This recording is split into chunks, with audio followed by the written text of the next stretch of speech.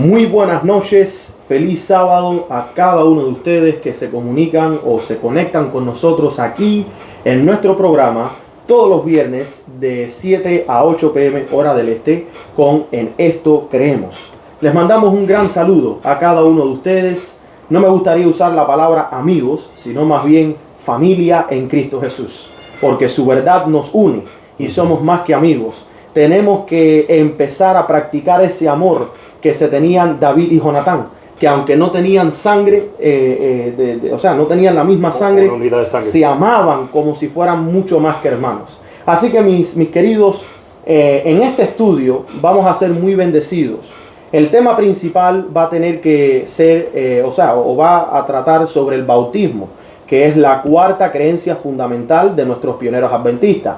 Una pequeña recapitulación. Ya hemos hablado del Padre, hemos hablado del Hijo, que eran las primeras dos. El viernes pasado hablamos sobre la sola Escritura y al mismo tiempo aprovechamos la oportunidad para hablar sobre un reavivamiento, porque eso es lo que causa la palabra de Dios.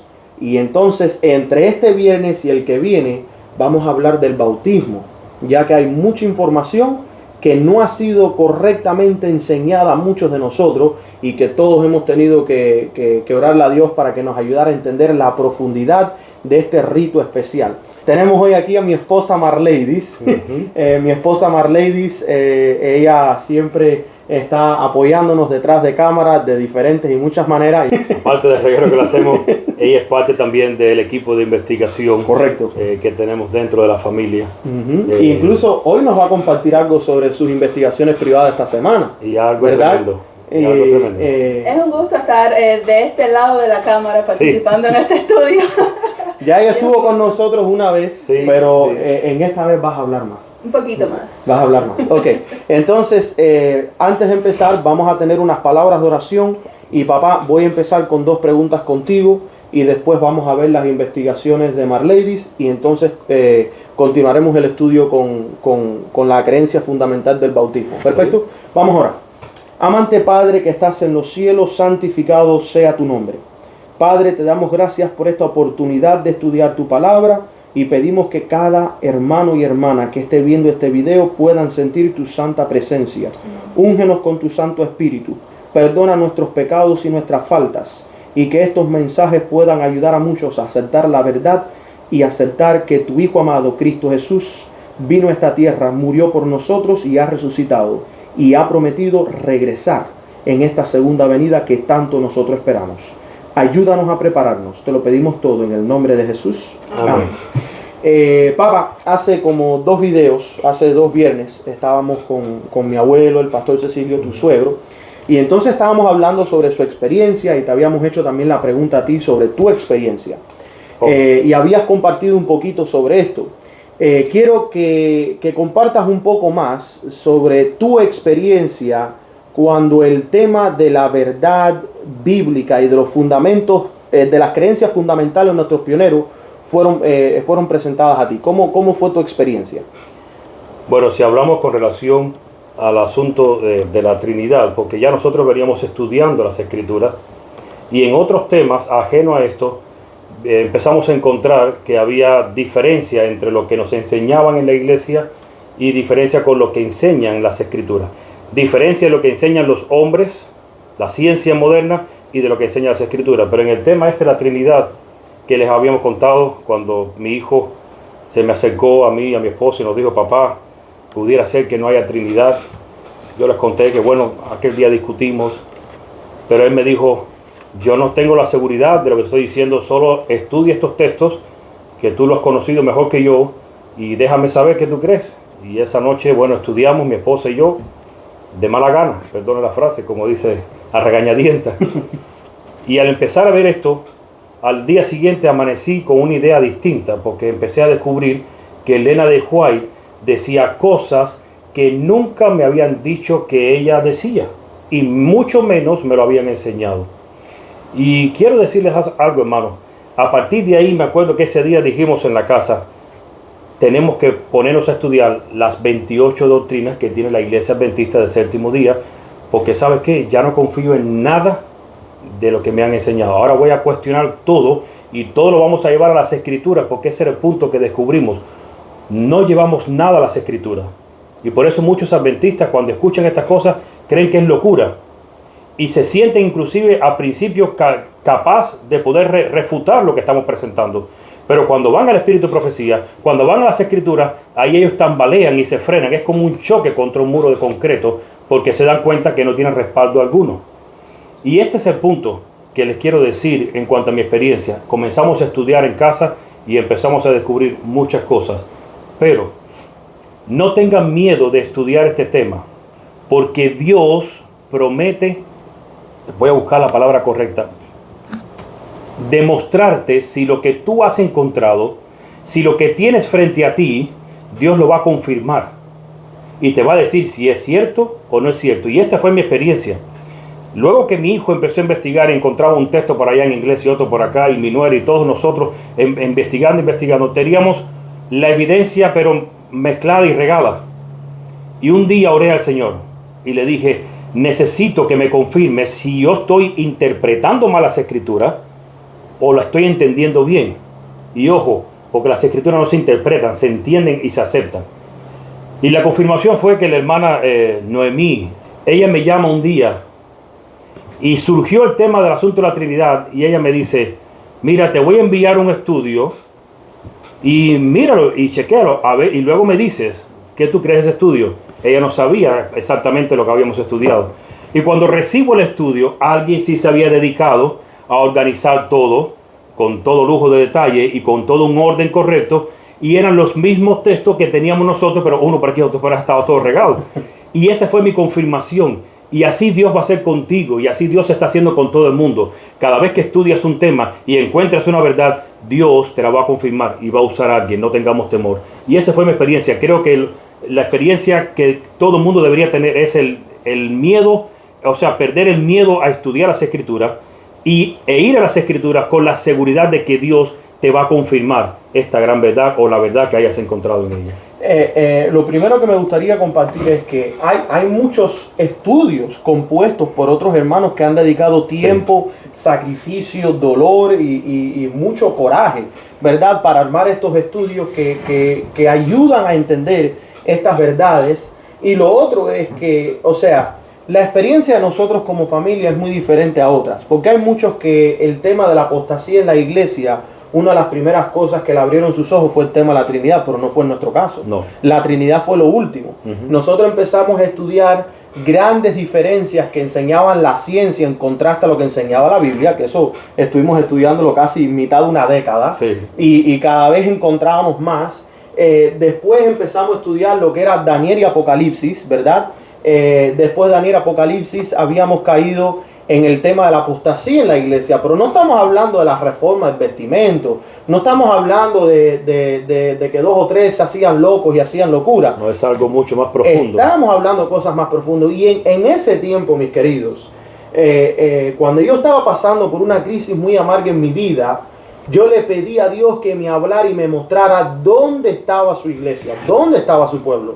Porque en mi mente, todo esto fue cerca del tiempo del COVID y las vacunas, en mi mente no me cabía de que si la iglesia adventista del séptimo día, y estamos hablando de la corporación, sí, si era el supuesto pueblo de Dios, ¿cómo era que estaba prácticamente comportándose peor que la misma institución católica, que las mismas instituciones comunistas? O sea, eso a mí no me entraba en mi mente.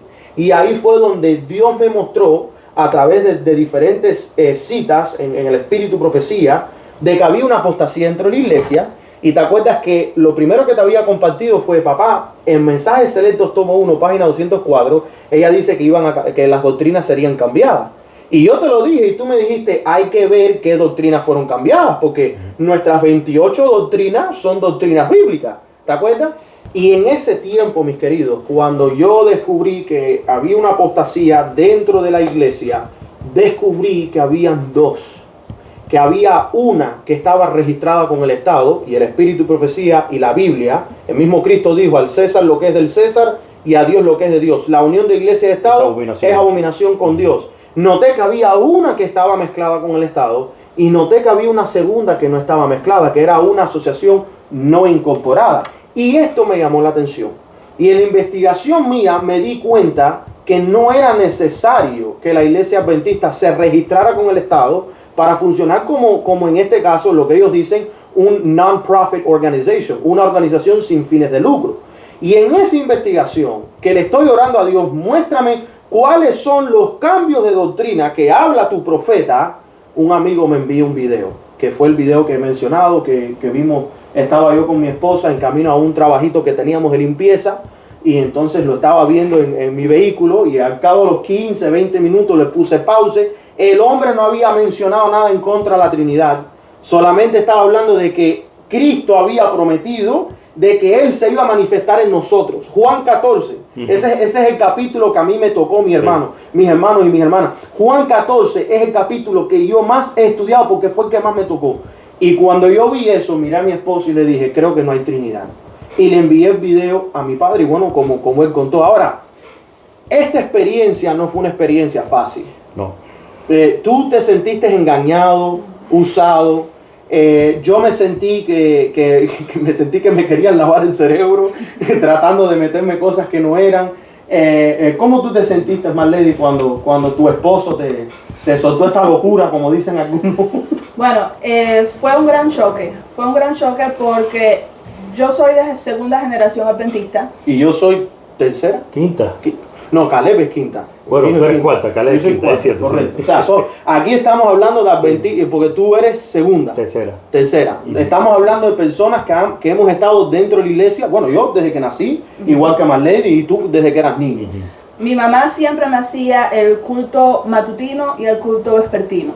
Mi mamá fue madre soltera, pero siempre se encargó de enseñarme los fundamentos de nuestra iglesia. Y uno crece diciendo, esta es la iglesia de Dios, este es el remanente de Dios, tenemos toda la verdad, siempre nos decíamos. Y de momento sale esto y es un choque emocional, es un choque mental, es un choque de todo tipo.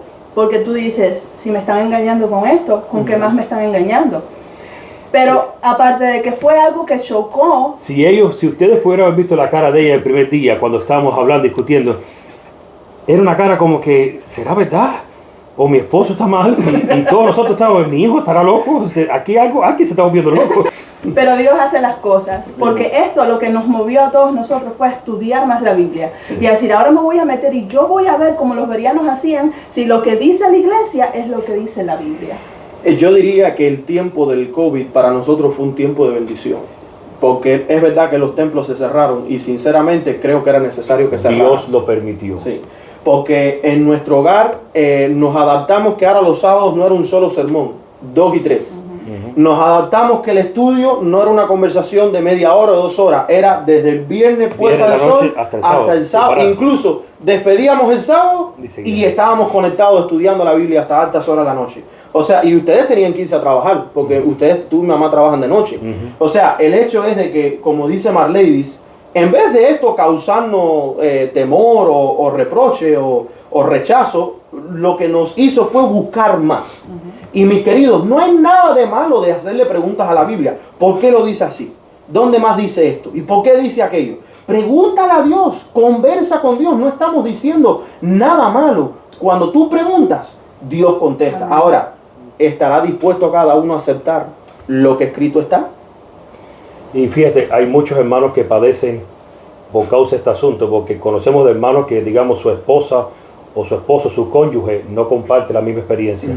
Y lo peor aún, ni tan siquiera tiene el deseo de sentarse a estudiar lo que su cónyuge cree o ha descubierto. Así mismo. Y creo que una de las bendiciones que poseemos como familia es que todos juntos, desde el más adulto hasta el más pequeño en casa, entre las 3 familias de mi casa, mi hija, por su matrimonio, mi hijo y yo, decidimos unánime buscar al Señor y estudiar, y aunque estábamos en desacuerdo, ir a las Escrituras para que fueran ellas las que fueran el árbitro. Así mismo es. Y gracias a hacer esto, es que descubrimos juntos y aún más, estamos unánimes en este asunto. Dios te une si tú te sumas a lo que Dios manda hacer, escudriñar las Escrituras.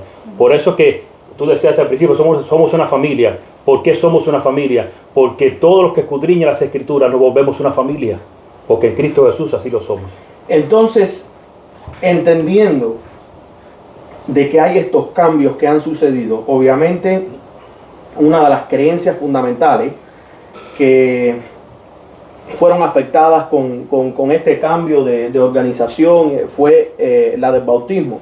Pero antes de entrar en el bautismo, Marlady, ¿por qué tú no compartes con nosotros las investigaciones que tú hiciste por tu cuenta, que compartiste conmigo esta semana? Y aunque hemos mencionado algunas cosas por arribita, quiero que compartas quién lo declara y las cosas que dicen con luz y detalle, para que nuestros hermanos que están escuchando, ya sea por primera vez o que nos están siguiendo desde hace un tiempo para acá, puedan ver que estos cambios que mencionó la profeta Elena G. de White se cumplieron. Muchos se cumplieron y otros se están cumpliendo hoy en día. La apostasía está hasta en los tuétanos de la corporación adventista. Y mis queridos, sabemos que muchos de ustedes han sido desfraternizados de sus iglesias. Sabemos que muchos de ustedes han sido perseguidos desde sus iglesias. Sabemos que muchos de ustedes han sido rechazados. Nada más tenemos un mensaje para ustedes. No están solos. No están solos.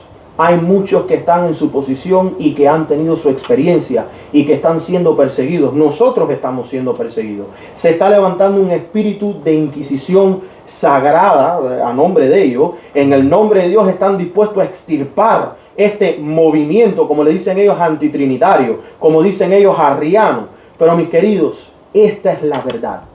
Tú sigue persistiendo en la verdad y permite que sea Cristo quien obre en tu vida y no te preocupes por nada más. Que a su tiempo, cada cual tendrá que dar cuentas por sus decisiones y sus cosas. Pero nuestro trabajo es persistir en la verdad. Hunt for the truth. Caza la verdad, busca la verdad, persiga la verdad, no deje que se te escape. Ahora, sin cortar mucho más, ladies, empieza con esa investigación tan excelente que hiciste tú por tu cuenta esta semana, que incluso me dejó con la boca abierta.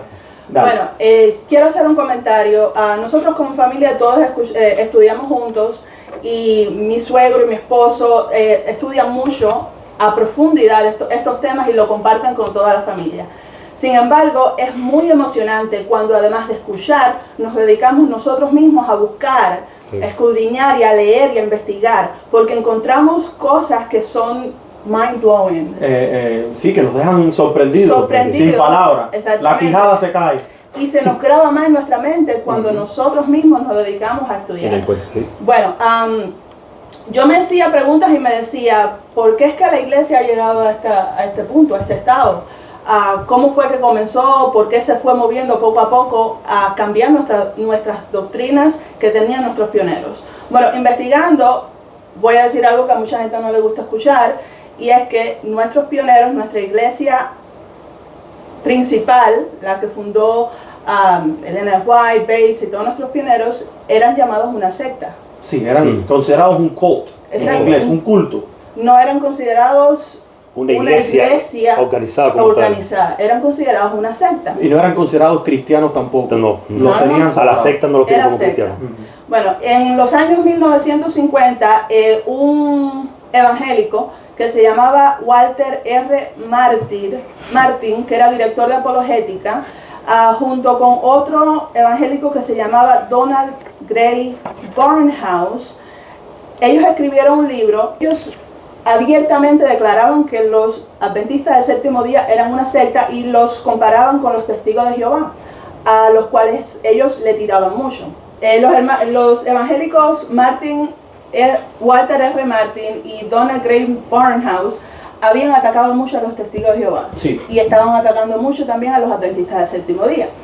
Y entonces en el año 1950, alrededor la mitad de esa década, ellos se dedicaron a hacer una investigación profunda de cuáles eran las creencias de los adventistas del séptimo día. Se acercaron a la Asociación General de Adventistas del Séptimo Día y les pidieron hacerles unas entrevistas. La asociación estuvo más que dispuesta porque querían cuidar su imagen frente a las demás iglesias y organizaciones. No compartir la verdad, sino cuidar la imagen. Sí, eso es lo que interesa. Y pusieron a 3 representantes de la iglesia adventista para que tuvieran estas entrevistas y compartieran las creencias y fundamentos de la iglesia adventista. Cuando salió el libro, resultado de estas investigaciones en el 1957, que se llamaba Questions on Doctrine, preguntas sobre doctrinas, se nos dimos cuenta, se dieron cuenta en aquella época, que había 3 puntos específicos que habían sido, ¿cómo decir? Amalgados, o sea, cambiados, amalgamados. Habían sido amalgamados para dar esta impresión de buena imagen pública. Aquellos puntos eran que, déjenme leerlo específicamente, dice, cuando se publicaron sus respuestas a estas preguntas, se hizo evidente que habían negado, esa era la palabra, 3 doctrinas relevantes al carácter especial del adventismo y su mensaje del tiempo del fin, que habían sido ampliamente sostenidas entre los adventistas, pero que eran ofensivas para los evangélicos. Estas doctrinas eran que Cristo nació con una naturaleza pecaminosa. Esto cambiaba el repudio al baluarte del perfeccionamiento de la última generación. La segunda doctrina era que los escritos de Leonard White estaban libres de errores y eran iguales a la Escritura. Ya esto lo habían cambiado. Ya los escritos de Leonard White no eran iguales a la Escritura y podían tener errores. Por eso es que en el 2015 se tiene a Elena de White como una escritora y no como una pluma inspirada al 100%. Y que los adventistas del séptimo día componían al remanente bíblico. Desde el principio, nuestros pioneros, por revelación de Dios, enseñaban que nosotros éramos el remanente bíblico. No obstante, sabemos que esto fue Leroy Froom con sus otros 2 secuaces. Ellos cambiaron las doctrinas y ahora hicieron el cambio que el remanente bíblico no es solamente el pueblo adventista. Muy interesante. Sí. Muchas personas, muchos adventistas de aquel tiempo se ofendieron y estuvieron en contra de lo que esta investigación había sacado a luz. Pero sin embargo, más adelante, cuando estos mismos evangélicos sacaron un libro que se llamaba ¿Son cristianos los adventistas del séptimo día?, muchos adventistas entonces cambiaron su posición, dijeron, no, ahora nos están considerando cristianos. No es tan malo lo que estaban diciendo en su investigación. Esto pasó en el año 1960, donde este evangélico Martin decía, los adventistas ya no son una secta, son hermanos de los cristianos evangélicos. Y fíjate, ella ahorita va a mencionar algo que es lo que ellos nos reconocen, por lo cual somos hermanos. Sí. Y tiene que ver con una de las creencias que ya hemos repasado y con la que vamos a estudiar hoy. Recuerden que toda esta historia surge alrededor del tema del libro sobre respuestas sobre doctrina que escribieron los adventistas, de hecho buscando la forma de no ser llamados sectas y quererse sumar al asunto de ser reconocido como una iglesia. Esta obra fue manipulada y hecha por jesuitas dentro de la iglesia. Y incluso en la descripción tienen el video del canal del hermano Daniel Cúcaro y también el de Infonom de Manuel Vallejos, donde ellos pusieron este documental sobre el testimonio de una señora que ella estuvo viva durante este tiempo e identificó de que Leroy Froom era jesuita. Hubieron grandes pastores que obviaron ese día y solamente llevaron a esa reunión un grupo específico para controlar este asunto. Okay. A partir de este punto se fueron dando pasos más pequeños pero más cercanos a los cambios de nuestras doctrinas más y más. En el año 1995 ocurrió algo que nadie había pensado antes que ocurriría. En el 95. En el 95. Dice que los servicios de salud adventista de Porter Care, el sistema de hospitales adventistas de Colorado y los servicios de salud de las hermanas católicas de la Caridad de Colorado se unieron para formar una corporación. La que se llamaría ahora Centura Health. A fin de que ambos supuestamente pudieran sobrevivir en un entorno cada vez más competitivo en el mercado. Los funcionarios adventistas involucrados en esta decisión argumentaron que los hospitales adventistas tenían más en común con los hospitales católicos que con cualquier otro, porque sus misiones eran muy similares. O sea que en el 95, un sector de los hospitales adventistas se unen con los católicos y para cómo ahora declaran que nosotros tenemos mucho en común con los hospitales católicos porque nuestra misión es muy similar. Es interesante que 14 años después de Neil Wilson, sus mismas palabras ahora hacen eco en diferentes organizaciones de la iglesia. Continúa, mi amor, que esto está excelente. una de las personas, un editor del periódico oficial de la Iglesia Adventista, se llamaba William Johnson, escribió una declaración sobre esta unión de los hospitales y dijo: dejemos de lado todos los ataques contra los católicos, desde el púlpito o el salón de clases. O sea, que en el 97 se declaró para que nuestras instituciones, nuestras iglesias, nuestra seminario pararan de atacar a los católicos desde los púlpitos o salón de clase. Muy interesante. Fíjate que la Iglesia Adventista, no recuerdo si fue en el 91 o en el 95, ya había firmado un tratado, El BEM. de no atacarse, de que la iglesia no atacara a los católicos, ni los católicos a la Iglesia Adventista. O sea, el BEM es el bautismo, ok, pero sí. No, pero está también ahí dentro de eso. Sí, eso está, Está dentro, porque el tratado decía que ya la Iglesia Adventista no podía llamar más la bestia al catolicismo o al papado. No podía... ¿Estás ahí tú? Bueno, ok, no, si estás ahí sigue. Bueno, ya, sí. si estás ahí sigue. No, tranquilo. ¿Dónde me quedé?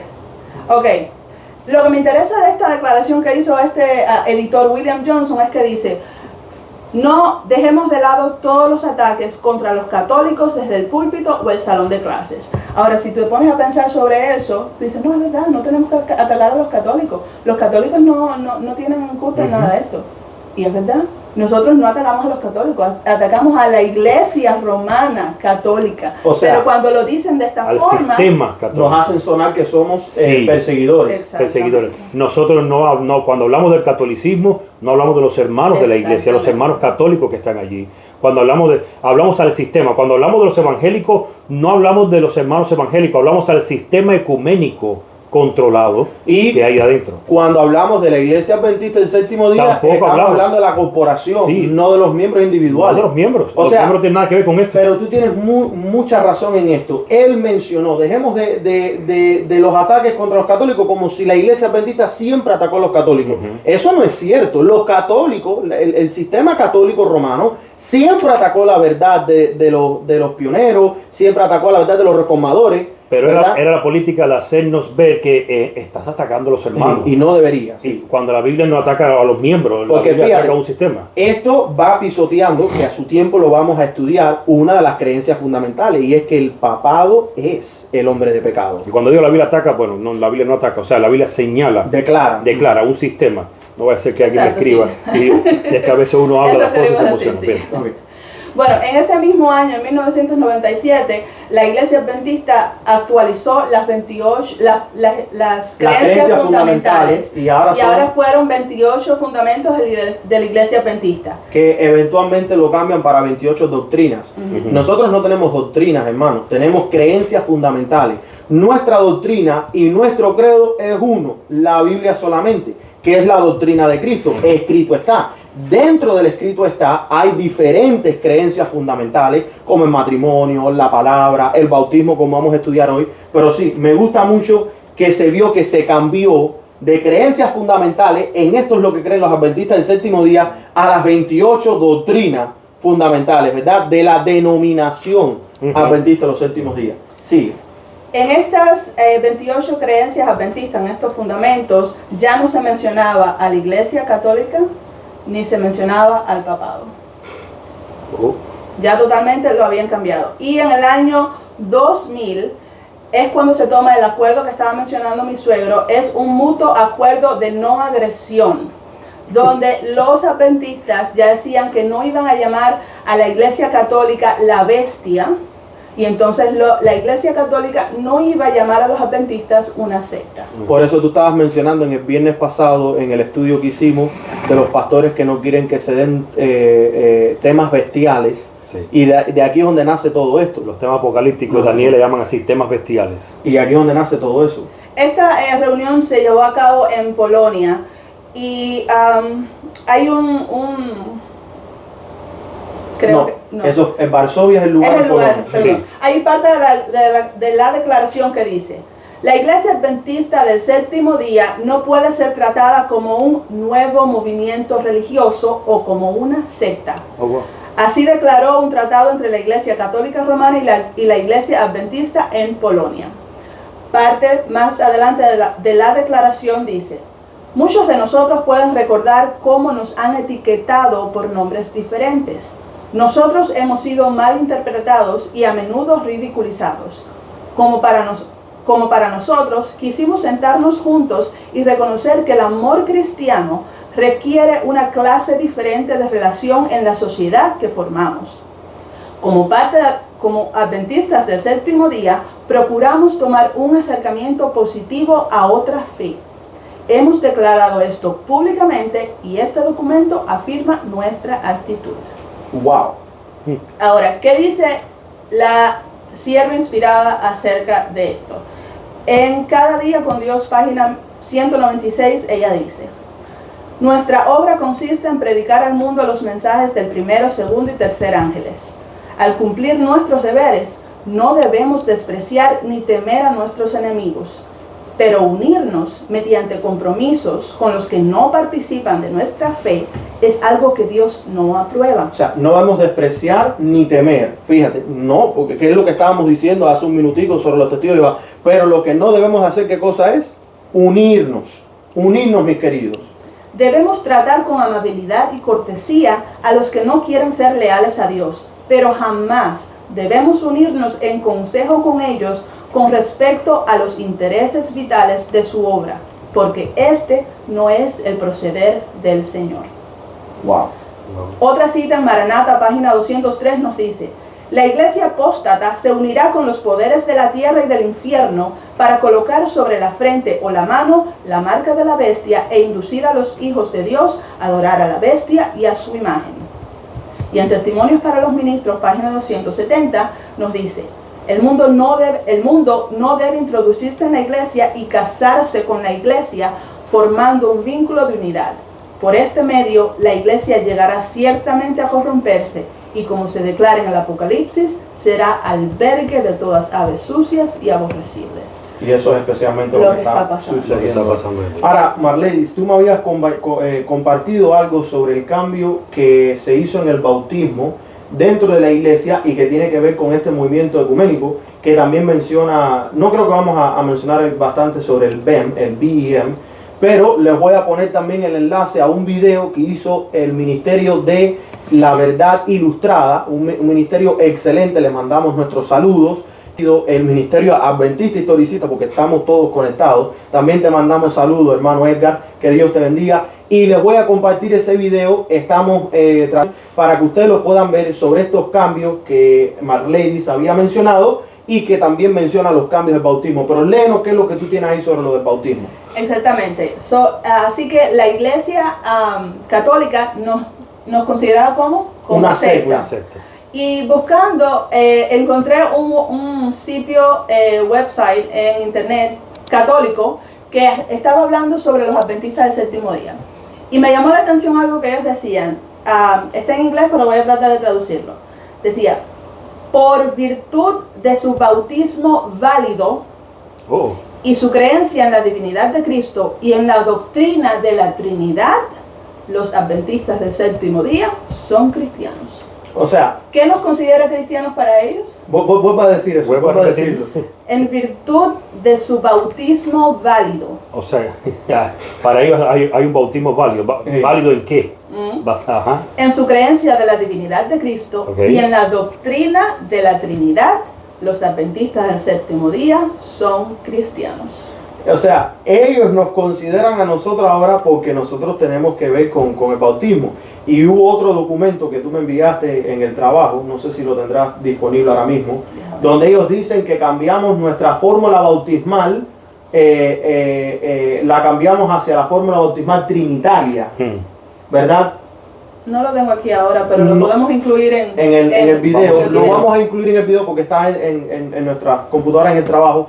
Pero o sea, ellos consideran que cuando nosotros empezamos a usar la fórmula bautismal trinitaria es que podíamos nosotros ahora participar del movimiento cristiano ecuménico. Y ahora, papá, sobre este estudio que tú has hecho sobre la creencia fundamental del bautismo, nuestra cuarta creencia, te tengo que hacer una pregunta. Cuando se cambia una doctrina, cuando se cambia una creencia fundamental, ¿esto afectaría al resto del entendimiento bíblico. Ese es el problema, que si cambias un punto, empieza a afectar al resto de la doctrina que tienes o de las enseñanzas de las Escrituras. ¿Por qué? Porque si tú cambias algo en la doctrina del bautismo o en la creencia del bautismo, automáticamente te conlleva a cambiar algo en otra rama, en otra doctrina, en otra creencia bíblica, para que todo armonice con lo que tú, con el cambio que hiciste. Y vamos a ver, cuando yo iba a iniciar este estudio, dije, bueno, el estudio del bautismo no debe ser tan largo. No debe ser tan largo, me equivoqué. Es que, por cierto, este video no lo vamos a terminar No hoy, se puede terminar lo vamos hoy. a tener que extender el próximo viernes. Porque ustedes van a ver solamente del bautismo cuánto abarca para el resto de las Escrituras, y tenemos que tocar inclusive otras creencias por arribita porque afectan al bautismo. Entonces, si hago un cambio en el bautismo, tengo que hacer un cambio, por ejemplo, en la justificación por la fe. Y tengo que hacer cambios en muchas cosas, en la creencia de Jesucristo, en la naturaleza de Cristo. En muchas cosas tengo que hacer cambios si hago un cambio en el bautismo. Entonces mejor aceptamos las cosas como están en las Escrituras y no nos metamos en eso. Es como la lección de escuela sabática que salió, no me acuerdo en qué trimestre, entre el 2007 y el 2010, que tenía que ver con la crucifixión de Cristo. Que en el 2008, abril. fue en el 2008. ¿Y cómo fue lo que me estabas contando? Coméntaselo ahí a los hermanos.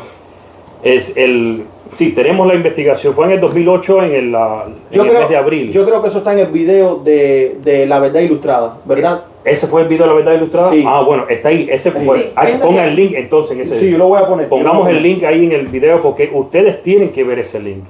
Ahí ellos les van diciendo fecha por fecha. Pero el asunto es que él decía, la lección decía, el que vino a morir fue el Padre y el que se quedó fue el Hijo. Y la lección explicada decía, el problema es que pudo haber sido uno de los dos. Lo que cambia es el nombre que se le puso. Se le puso el nombre del Hijo al que vino y se le puso el nombre al que se quedó, pero pudo ser al revés. Porque dice que hay que entenderlo metafóricamente, que da lo mismo el que se quedó como el que vino. Y todo es una cosa, confusión, es una barbaridad tremenda. Y yo pasé por ahí. Y no recuerdo bien exactamente cómo reaccionamos, pero siempre la tendencia en la mente era, bueno, es que esto, como dice la misma revista adventista, este asunto de la Trinidad hay que aceptarlo por fe porque no hay evidencia bíblica. Exacto. Esa misma persona lo admitió. La Trinidad se cree solamente hay que aceptarlo por fe porque no hay evidencia no hay bíblica. forma bíblica de demostrarlo. El pastor Cecilio me había compartido algo para compartir con usted antes que empieces el estudio del bautismo, hablando sobre el bautismo. Miren lo que dice Joya los Testimonios, tomo 2, hablando en el capítulo del bautismo, página 179, dice: los ritos del bautismo y de la cena del Señor son dos columnas monumentales. Que vamos a tener que hablar de la Santa Cena. Sí. Porque dice que el bautismo y la Santa Cena son dos columnas monumentales. Una es fuera de la iglesia, y de esto vamos a tener que hablar, porque nos han enseñado el bautismo dentro de la iglesia. Y yo eso, creo que será en el segundo video. Correcto.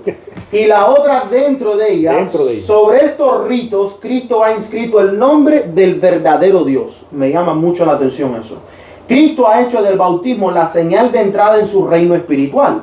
Ha hecho de él una condición positiva que todos deben cumplir si desean ser considerados bajo la autoridad del Padre, del Hijo y del Espíritu Santo. Y ojo, porque aquí la gente dice, ve, está mencionando Trinidad. Hasta ahora no hemos leído Trinidad. Dice, bajo el poder y la autoridad del Padre, del Hijo y del Espíritu Santo. Y lo vamos a explicar ahora por qué lo dice en Mateo 28, 19 de esa forma. Que ya lo hemos explicado, pero es bueno, hay que tocarlo porque obviamente vamos a tocar el asunto. Exacto. Antes que el hombre pueda hallar hogar en la iglesia, antes de cruzar el umbral del reino espiritual de Dios, debe recibir la impresión del divino nombre. Miren cuál es el nombre: Jehová, justicia nuestra.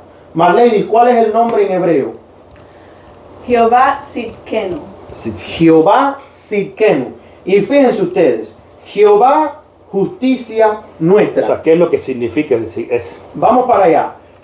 Id y hacer discípulos, la gran comisión, bautizándolo en el nombre del Padre, del Hijo y del Espíritu Santo. La gente que dice, oh, Trinidad, mira qué es lo que significa. ¿Cuál es el nombre del Padre, que es el nombre del Hijo? Jehová. Jehová. ¿Qué representa a Cristo? Justicia. Y cuando dice nuestra, ¿a qué se refiere? Hay algo que lo tenemos, el Espíritu Santo. Por eso le decía Cristo a sus discípulos, y ustedes lo tienen porque lo conocen, mora en vosotros. ¿No? ¿Y cómo no lo conoce, pasó con aquellos discípulos? Dijeron, fueron bautizados, han recibido el Espíritu, Y digo, no, pues van a recibir el Espíritu porque... Eso lo vamos a entender hoy. Correcto. Cuando tú bautizas a una persona, mi querido hermano, en el nombre del Padre, del Hijo y del Espíritu Santo, tú lo estás bautizando en el triple nombre de Jehová, justicia nuestra. Lo que tú estás queriendo decir es que te entregas a los propósitos del Padre. Cuando tú te bautizas en el nombre del Padre, del Hijo y del Espíritu Santo, ya no hay más yo. Porque ahora lo que debe de importar es la voluntad de ¿quién? Del Padre. Ahora, nosotros somos pecadores. Somos trapos sucios. ¿Cómo nosotros vamos a entregarnos a una comisión santa y divina si somos pecadores? La justicia de Cristo. Por eso es Jehová justicia. ¿Y cómo es que se hace nuestra? Porque Cristo está, o sea, Jesús el hombre está en el cielo intercediendo por nosotros a través de la omnipresencia. Cristo, ¿verdad? Que estamos hablando del Hijo verdadero de Dios. A un hombre. Y como, que está delante de él. Como tú mencionaste en tu sermón del sábado pasado, ¿verdad? La gran maldición de Dios. Los fariseos y el pueblo judío, ¿por qué fue que quisieron crucificar a Cristo? Porque se hizo Hijo de Dios. Porque Él se hizo el Cristo. Y ellos decían, no, eso es una blasfemia. Pero no era blasfemia, porque Él era el Cristo. Entonces, por el bautismo se renuncia muy solemnemente al mundo. Los que son bautizados en el triple nombre del Padre, del Hijo y del Espíritu Santo, al comienzo mismo de su vida cristiana, declaran públicamente que han abandonado el servicio de Satanás y que han llegado a ser miembros de la familia real, hijos del Rey Celestial. Han obedecido la orden, salid de en medio de ellos y apartaos, y no toquéis lo inmundo, y para ellos se cumple la promesa, y seré a vosotros padre, y vosotros me seréis a mí hijos e hijas, dice el Señor Todopoderoso. Así que, con esto en mente, la importancia del bautismo es muy grande. Danos una introducción a lo que es la creencia fundamental de nuestros pioneros adventistas. Bueno, de la forma en realidad que hemos hecho este estudio, es venir paso por paso, para que las personas puedan en su mente ir eliminando preconceptos o ideas equivocadas. Ahí está. Y con la Biblia. Así que lo primero que vamos a tocar es el bautismo, ¿es por inmersión o por aspersión? Y esto ya lo conoce todo el mundo, pero no obstante mencionamos textos bíblicos. Ahí está en Juan 3:23, que dice: Juan bautizaba también en Enón, junto a Salim, porque había allí muchas aguas, y venían y eran bautizados. O sea, porque había muchas aguas, es que la gente iba a bautizarse allí. Mateo 3:16, y Jesús, después de que fue bautizado, subió luego del agua, y he aquí los cielos le fueron abiertos, y vio al Espíritu de Dios que descendía como paloma y venía sobre él. O sea, obviamente en las Escrituras hace mención de muchas aguas, bautismo por inmersión. Me llama la atención, ninguno de estos bautismos mencionados fueron dentro de una sinagoga. No fueron dentro de una iglesia. Era en un lugar público para públicamente dar testimonio de que se estaba abandonando la vida al mundo y entregándosela a Dios. Muy interesante. Ahora, la pregunta que surge siempre es: ¿para qué es el bautismo?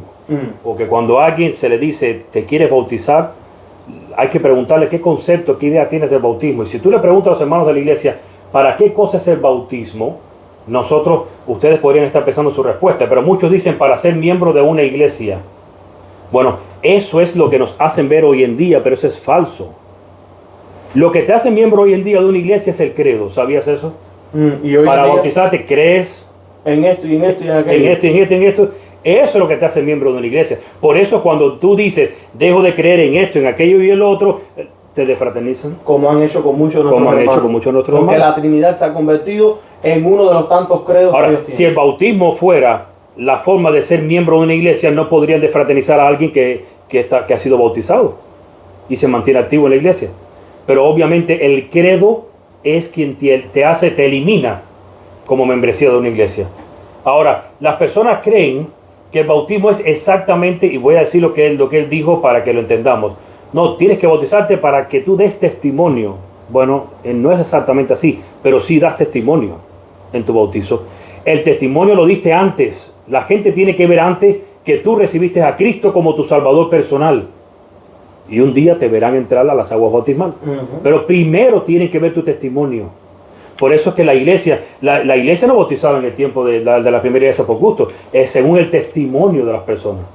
A Simón, el mago, ¿por qué no quisieron imponer las manos? Y se bautizó.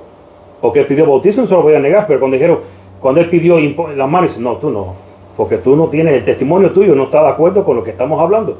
Entonces, tenemos que tener en mente que el testimonio va primero y luego viene el bautizo, aunque el bautizo es un medio de dar testimonio también. Pero vamos a especificar después qué testimonio es. Ahí está. Porque la gente cree que es el testimonio, que no, yo creo en Jesús. Porque, ¿cuántos cristianos creen en Jesús? Ese es el problema. ¿Y cuántos viven de acuerdo al testimonio que supuestamente declararon que ellos creen? Ahí está el asunto. Entonces, o sea, todo esto es profundo.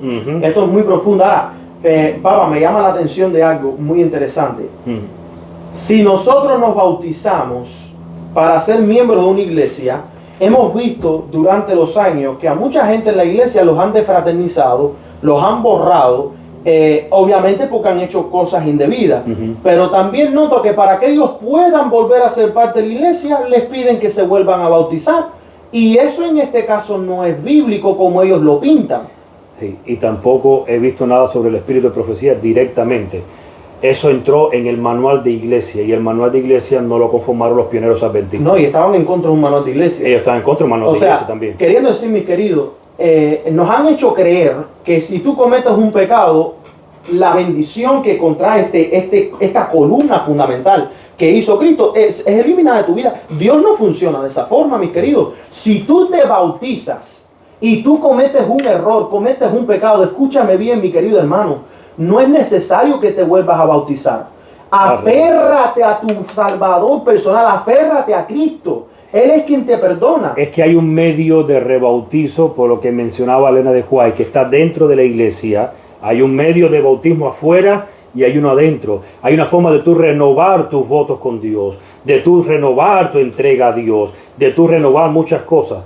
Y eso vamos a irlo viendo a medida que avancemos. Correcto. Al hacer a las personas rebautizarse, después de haber caído en pecado o algo, minimizan al bautismo a eso. El bautismo nada más es para ser un miembro de la iglesia. Ahí está, esa es la palabra. Para volver a la iglesia tienes que bautizarte de nuevo. De hecho, fíjense si no es bíblico, que en el manual de iglesia, no sé si es el manual, no lo he encontrado exactamente, pero lo que se tiene estipulado en la iglesia es que a la tercera vez que te desfraternizan, ya no te puedes bautizar más nunca. Te tienes que quedar de ser miembro de la iglesia de por vida. O sea que si te han borrado 2 veces, te has bautizado 3 veces por ende, y a la tercera vez que tengas que borrarte, ya es una pena. No existe. Es una pena que hayan convertido el bautismo en el relajo, es la palabra correcta, que lo han hecho, que, cometiste adulterio, vuélvete a bautizar y estás bien frente a Dios. Cuando entendamos qué significa el bautismo, te vas a dar cuenta del asunto. Ahora, dice Marcos 16:16, ¿para qué es el bautismo? El que creyere, y fuere bautizado, será salvo, mas el que no creyere, será condenado. Así que obviamente el bautismo es para el que creyere y fuere, o sea, la salvación es para el que creyere y fuere bautizado. ¿Se pudiera decir también que aquel que es bautizado pero que no cree también será condenado? No, o sea, ¿cuál fue la pregunta? Estaría bien también decir que también aquel que es bautizado pero que no cree será condenado. Sí. Porque hay muchos que se bautizan, dicen yo creo, pero una vez más, en realidad no creen. Y ahí donde decimos a veces, hay personas que la mojaron. Sí. Porque la llevaron a las aguas bautismales sin la creencia fundamental de lo que debe creer. Sí, sin el entendimiento de qué significa el bautismo. Pero como lo hemos tomado como un asunto de ser, esto te hace miembro de la iglesia adventista, y la gente cree que puede bautizar por bautizar. Sabemos que a los nuevos pastores les ponen un schedule, sí. Le ponen una meta. Si no haces tanto, al año necesitas tantos bautizos. O sea, mis queridos, el bautismo es algo serio. No es algo que se usa para tener números ni incrementar una iglesia. El bautismo es la entrega de un pecador a Cristo Jesús para salvación de su vida. Estamos jugando con las vidas humanas. Por eso dice Lucas 3:3. ¿Qué dice, Marlady? Y él fue por toda la región contigua al Jordán, predicando el bautismo del arrepentimiento para perdón de pecados. Wow. Ahí está, ese es el bautizo de Juan. El bautismo del arrepentimiento para perdón de pecados. Ahora, ¿cómo sería el bautizo de Cristo? ¿En qué era diferente al de Juan el Bautista? Porque obviamente sabemos que el bautismo de Juan era distinto al de Cristo. Y vamos a ver los problemas que contrae un bautismo de otro. Lucas 3:16. Respondió Juan, diciendo a todos: Yo a la verdad os bautizo en agua, pero viene uno más poderoso que yo, de quien no soy digno de desatar la correa de su calzado. Él os bautizará en Espíritu Santo y fuego. Eso está muy interesante. Ahí está el asunto. O sea, y esto vamos a profundizar más adelante. Claro. Ahora mismo no vamos a quedarnos allí. Pero lo que Juan bautizaba no era en el nombre de Cristo, no era en el nombre de esa triple alianza que habías mencionado anteriormente. Él estaba bautizando en nombre de algo venidero todavía. Arrepiéntete, pero viene uno. Ahora vamos a entender que bautizar en Espíritu Santo y en fuego, eso lo vamos a entender más adelante. Ahora, entendamos algo. ¿Existió algún símbolo de bautismo en el Antiguo Testamento? Primera de Corintios 10, 1 y 2. En el Antiguo Testamento no había un bautizo como tal para cada miembro, porque había otra cosa que representaba el bautismo. Sin embargo, Moisés sabía que había algo que él practicaba que simbolizaba un bautismo en el futuro. ¿Qué dice Pablo en Primera de Corintios? Dice, porque no quiero, hermanos, que ignoréis que nuestros padres todos estuvieron bajo la nube, y todos pasaron el mar, y todos en Moisés fueron bautizados en la nube y en el mar. ¿Quién estaba en la nube? ¡Wow! En la nube estaba Cristo. Ese es el Espíritu Santo. Y ellos pasaron por una forma simbólica, al cruzar el Mar Rojo, pasaron por el bautismo todos juntos. Y ellos lo entendieron. Pero había un bautizo para ellos. Ahora, ¿cómo ocurrió esto? Bueno, ustedes lo conocen, está en Éxodo capítulo 14, versículos 19, 21 y 22. Ustedes lo pueden ver en casa. Dice, el ángel de Dios que iba delante del campamento de Israel, se apartó e iba en pos de ellos, y asimismo la columna de nube que iba delante de ellos se apartó y se puso a sus espaldas. Y escuchen y entendamos esto, miren cómo dice. Y extendió Moisés su mano sobre el mar, e hizo Jehová que el mar se retirase. Esa palabrita no te dice nada, a mí sí. Por recio viento oriental toda aquella noche, y volvió el mar en seco, y las aguas quedaron divididas. Entonces los hijos de Israel entraron por el medio del mar en seco, teniendo las aguas como muro a su derecha y a su izquierda. Me gustaría denotar que el hermano pastor y científico Walter Wythe, ¿verdad? En un estudio que él hizo sobre la salida de Israel, él dice que Dios congeló las aguas, y está en el original de la King James, dice congealed las aguas, y se hicieron, y esto es una connotación al firmamento que Dios creó en el principio. Y nosotros, no sé si lo vas a tener aquí, no sé si me estoy adelantando, que vamos a pasar por la misma experiencia que Israel. Sí, lo tengo acá. Ok, me voy a quedar ahí entonces, continúa.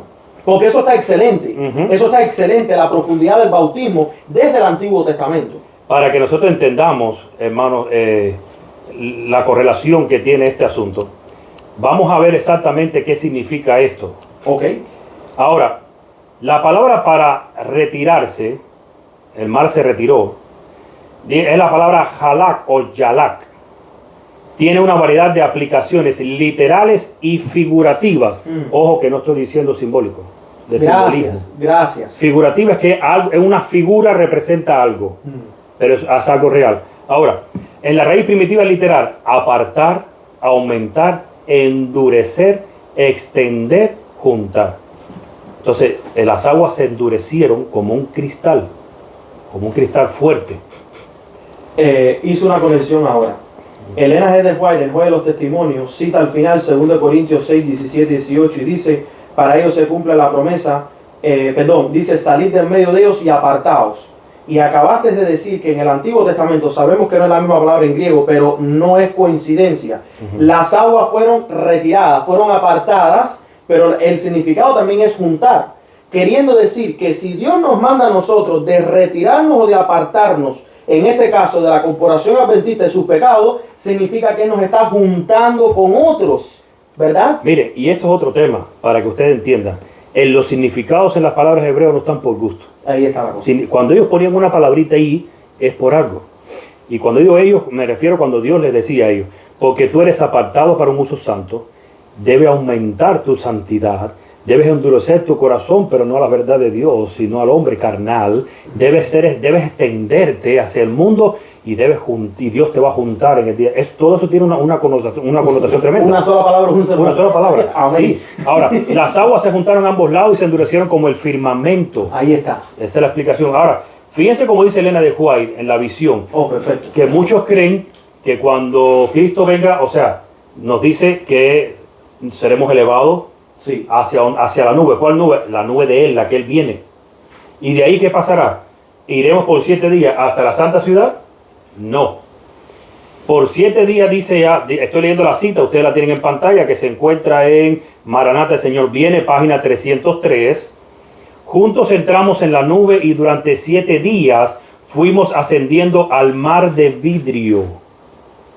Y parece, la gente dice, no, es un mar que es reluciente como el vidrio. No. Donde Jesús sacó coronas y nos las ciñó con su propia mano. Nos dio también arpas de oro y palmas de victoria. En el mar de vidrio, los 144,000 formaban un cuadro perfecto. En el mar de vidrio. En el mar de vidrio. Y ahí algunas coronas eran muy brillantes y estaban cuajadas de estrellas, mientras que otras tenían muy pocas. Y sin embargo, todos estaban perfectamente satisfechos con su corona. Iban vestidos con resplandecientes mantos blancos desde los hombros hasta los pies. Había ángeles en todo nuestro derredor, mientras íbamos por el mar de vidrio hacia la puerta de la ciudad. Y fíjate, voy a decir esto, mis queridos, porque he tenido algunas conversaciones con algunos hermanos sobre algunos temas y la gente se bloquean, porque ellos creen que hay ciertas cosas que simplemente no son importantes para la salvación. Sí. Si la hermana White y la palabra hacen énfasis en algunas cosas, es por una razón. Así es. Y es nuestro trabajo prestar atención. Cuando Dios creó a este mundo, ¿verdad? Desde el segundo hasta el cuarto día, sucedieron cosas muy especiales y muy interesantes. Y una de ellas es el firmamento. El firmamento es muy importante porque incluso juega hasta un rol y un papel en la segunda venida, ¿verdad? Cuando Elena White dice que es recogido como un pergamino. Para que entendamos muchas cosas hay que tener el conocimiento. Entonces, les estamos haciendo un llamado. Nosotros no vamos a convencer a nadie con ciertas verdades. Solamente el Espíritu de Dios lo hará. Pero presten atención, mis queridos. Porque el asunto es que una vez que seamos elevados en la nube por 7 días hasta ese mar de cristal, a partir de ahí iremos marchando con nuestras coronas, con los ángeles rodeando a nosotros, con Cristo al frente, igual como marchó cuando el pueblo de Israel cruzó, con Moisés. Y ahora dice, Jesús levantó su brazo potente y glorioso y posándola en la perlina puerta la hizo girar sobre sus relucientes goznes y nos dijo, en mi sangre lavasteis vuestras ropas y estuvisteis firmes en mi verdad. Entrad. Amén. Todos entramos con el sentimiento de que teníamos perfecto derecho a estar en la ciudad. Qué precioso, qué precioso. Así que, ahora, la raíz primitiva figurativa de la palabra halak o yalak. Ahora vamos a la figurativa. Conducir, desaparecer, escapar, morir. ¡Wow! Y eso ustedes no se imaginan cuán profundo es, porque tienes que morir en el bautizo. Sí, morir al yo. Y ellos entendieron eso. Y cuando Moisés les hizo pasar, Dios les reveló, dile al pueblo que ellos tienen que aprender que van ahora para pasar por aquí, tienen que morir, olvidarse de Egipto. Ahora van a ser un pueblo nuevo, una vida nueva. Y entonces, por eso es que los hebreos pasaron por el mar como figura del bautismo, que en un futuro desplazaría a la circuncisión, muriendo en forma figurativa y dejando atrás el pecado. En el caso de los egipcios, ellos entraron a las aguas con su incredulidad y murieron en forma literalmente. Y ahora vamos a hablar algo que dijiste, aquellos que entran a las aguas bautismal, pero sin creer. Sin creer. Y tarde o temprano, la gran mayoría se va de la iglesia. Así mismo es. Tristemente. Hoy en día. Son muy pocos los que entran a las aguas bautismales de la forma equivocada y luego reaccionan y tienen un verdadero reavivamiento dentro de su vida espiritual. Pero la gran mayoría que entra con el concepto equivocado termina apartándose de la verdad. Y esto pasó, el ejemplo fue con los egipcios. Los egipcios entraron por las aguas bautismales que pretendiendo otra cosa. Ahora, en Éxodo 14, 17, ¿será que Moisés estaba consciente de este asunto? ¿Qué dice más, ladies? Éxodo 14, 17. Y he aquí, yo endureceré el corazón de los egipcios para que los sigan, y yo me glorificaré en Faraón y en todo su ejército, en sus carros y en su caballería. Wow. Nosotros no entendemos lo que significa la nube, como dice Pablo, fueron bautizados en la nube y en el mar. Y esta palabra endureceré siempre me ha chocado, porque la iglesia lo que te enseñan es, no, lo que pasa es que todo lo que pasa, los hebreos decían que era porque Dios lo permitía, entonces se le atribuía a Dios, pero no era Dios. No es así exactamente lo que he encontrado. La palabra para endurecer es la palabra kazajak o kayazak. Es obstinar, ¿sí? Atar, ligar. La palabra principal, restringir. Oh, espérate. ¿Qué fue lo que Dios hizo con Faraón que dice que endureció el corazón de Faraón? Hay una diferencia entre cuando Dios endurece el corazón de Faraón o cuando el Faraón endurece su corazón. Y vamos a ver la gran diferencia. En Éxodo 8:15, ¿qué dice 8:15? Pero viendo Faraón que le habían dado reposo, endureció su corazón y no los escuchó, como Jehová lo había dicho. Esa palabra ahora es kabad o kabed, es acumular, agravar, arreciar, endurecer. ¿Qué pasa? ¿Cuál es la diferencia cuando Dios? Significa que si tú endureces tu corazón de una forma obstinada y persistente frente a las claras evidencias de Dios y su palabra, a pesar de esto todavía tienes oportunidad porque todavía posees el Espíritu de Dios. Dentro de ti. Dentro de ti. Wow. Todavía puedes ser inducido por el Espíritu de Dios a ver tu error y arrepentirte. Pero si Dios es quien endurece tu corazón, significa que Él habrá retirado su espíritu de ti o de mí, y para ti o para mí ya no habrá más solución ni esperanza. ¿Y qué fue lo que hizo Dios con Faraón? Por un momento retiró su espíritu. En otras palabras, Faraón cometió el pecado imperdonable, rechazó al Espíritu. Sí. Y mucha gente no entiende lo que es el pecado contra el Espíritu Santo. Ellos creen que es tú decir que no existe el Espíritu Santo. Y una vez más, en ningún momento hemos dicho eso en nuestros videos. No sé por qué la gente se hace esa idea tan abrupta que en ningún momento se ha mencionado. Ahora, este es el asunto por el cual hablamos, porque lo que hizo Dios con Faraón fue que retiró su espíritu. Ahora, miren lo que dice Elena de White, y esta cita se encuentra en el Deseado de toda la gente, página 288, párrafo número 3. Léelo más, Lady, yo te voy a interrumpir de vez en cuando. Ok, dice: Jesús había realizado por segunda vez el milagro de sanar a un hombre poseído, ciego y mudo, y los fariseos habían reiterado la acusación: por el príncipe de los demonios, echa fuera a los demonios. Y alto ahí, ojo con este asunto. Ellos le están diciendo a Cristo, por el nombre de Satanás echa fuera a los demonios, porque no es en el nombre de Dios. Eso es lo que estaban diciendo, ¿ok? Sigue. Cristo les dijo claramente que al atribuir la obra del Espíritu Santo a Satanás, se estaban separando de la fuente de la bendición. O sea, estaban cometiendo el pecado imperdonable. Ajá. Fíjense, vayan entendiendo qué significa el pecado imperdonable, porque hay dos formas. Cuando atribuyes una obra de Dios, se la atribuyes a Satanás, estás cometiendo el pecado imperdonable. Si te presentamos la verdad bíblica, que la estás leyendo tú mismo, tú misma, y la estás rechazando, o estás diciendo que nosotros estamos hablando en nombre de Satanás, estarías cometiendo el pecado imperdonable, porque miren lo que sucede. ¿Qué sigue? Los que habían hablado contra Jesús mismo, sin discernir su carácter divino, podrían ser perdonados, porque podían ser inducidos por el Espíritu Santo a ver su error y arrepentirse. Alto. O sea, que si tú niegas algo al principio, porque no tienes la idea exacta, porque no has entendido bien, porque no lo has escudriñado, hasta ahí vas bien. Pero cuando tú logras mirar la verdad, escudriñar la verdad, y eso pasó con los fariseos con Cristo.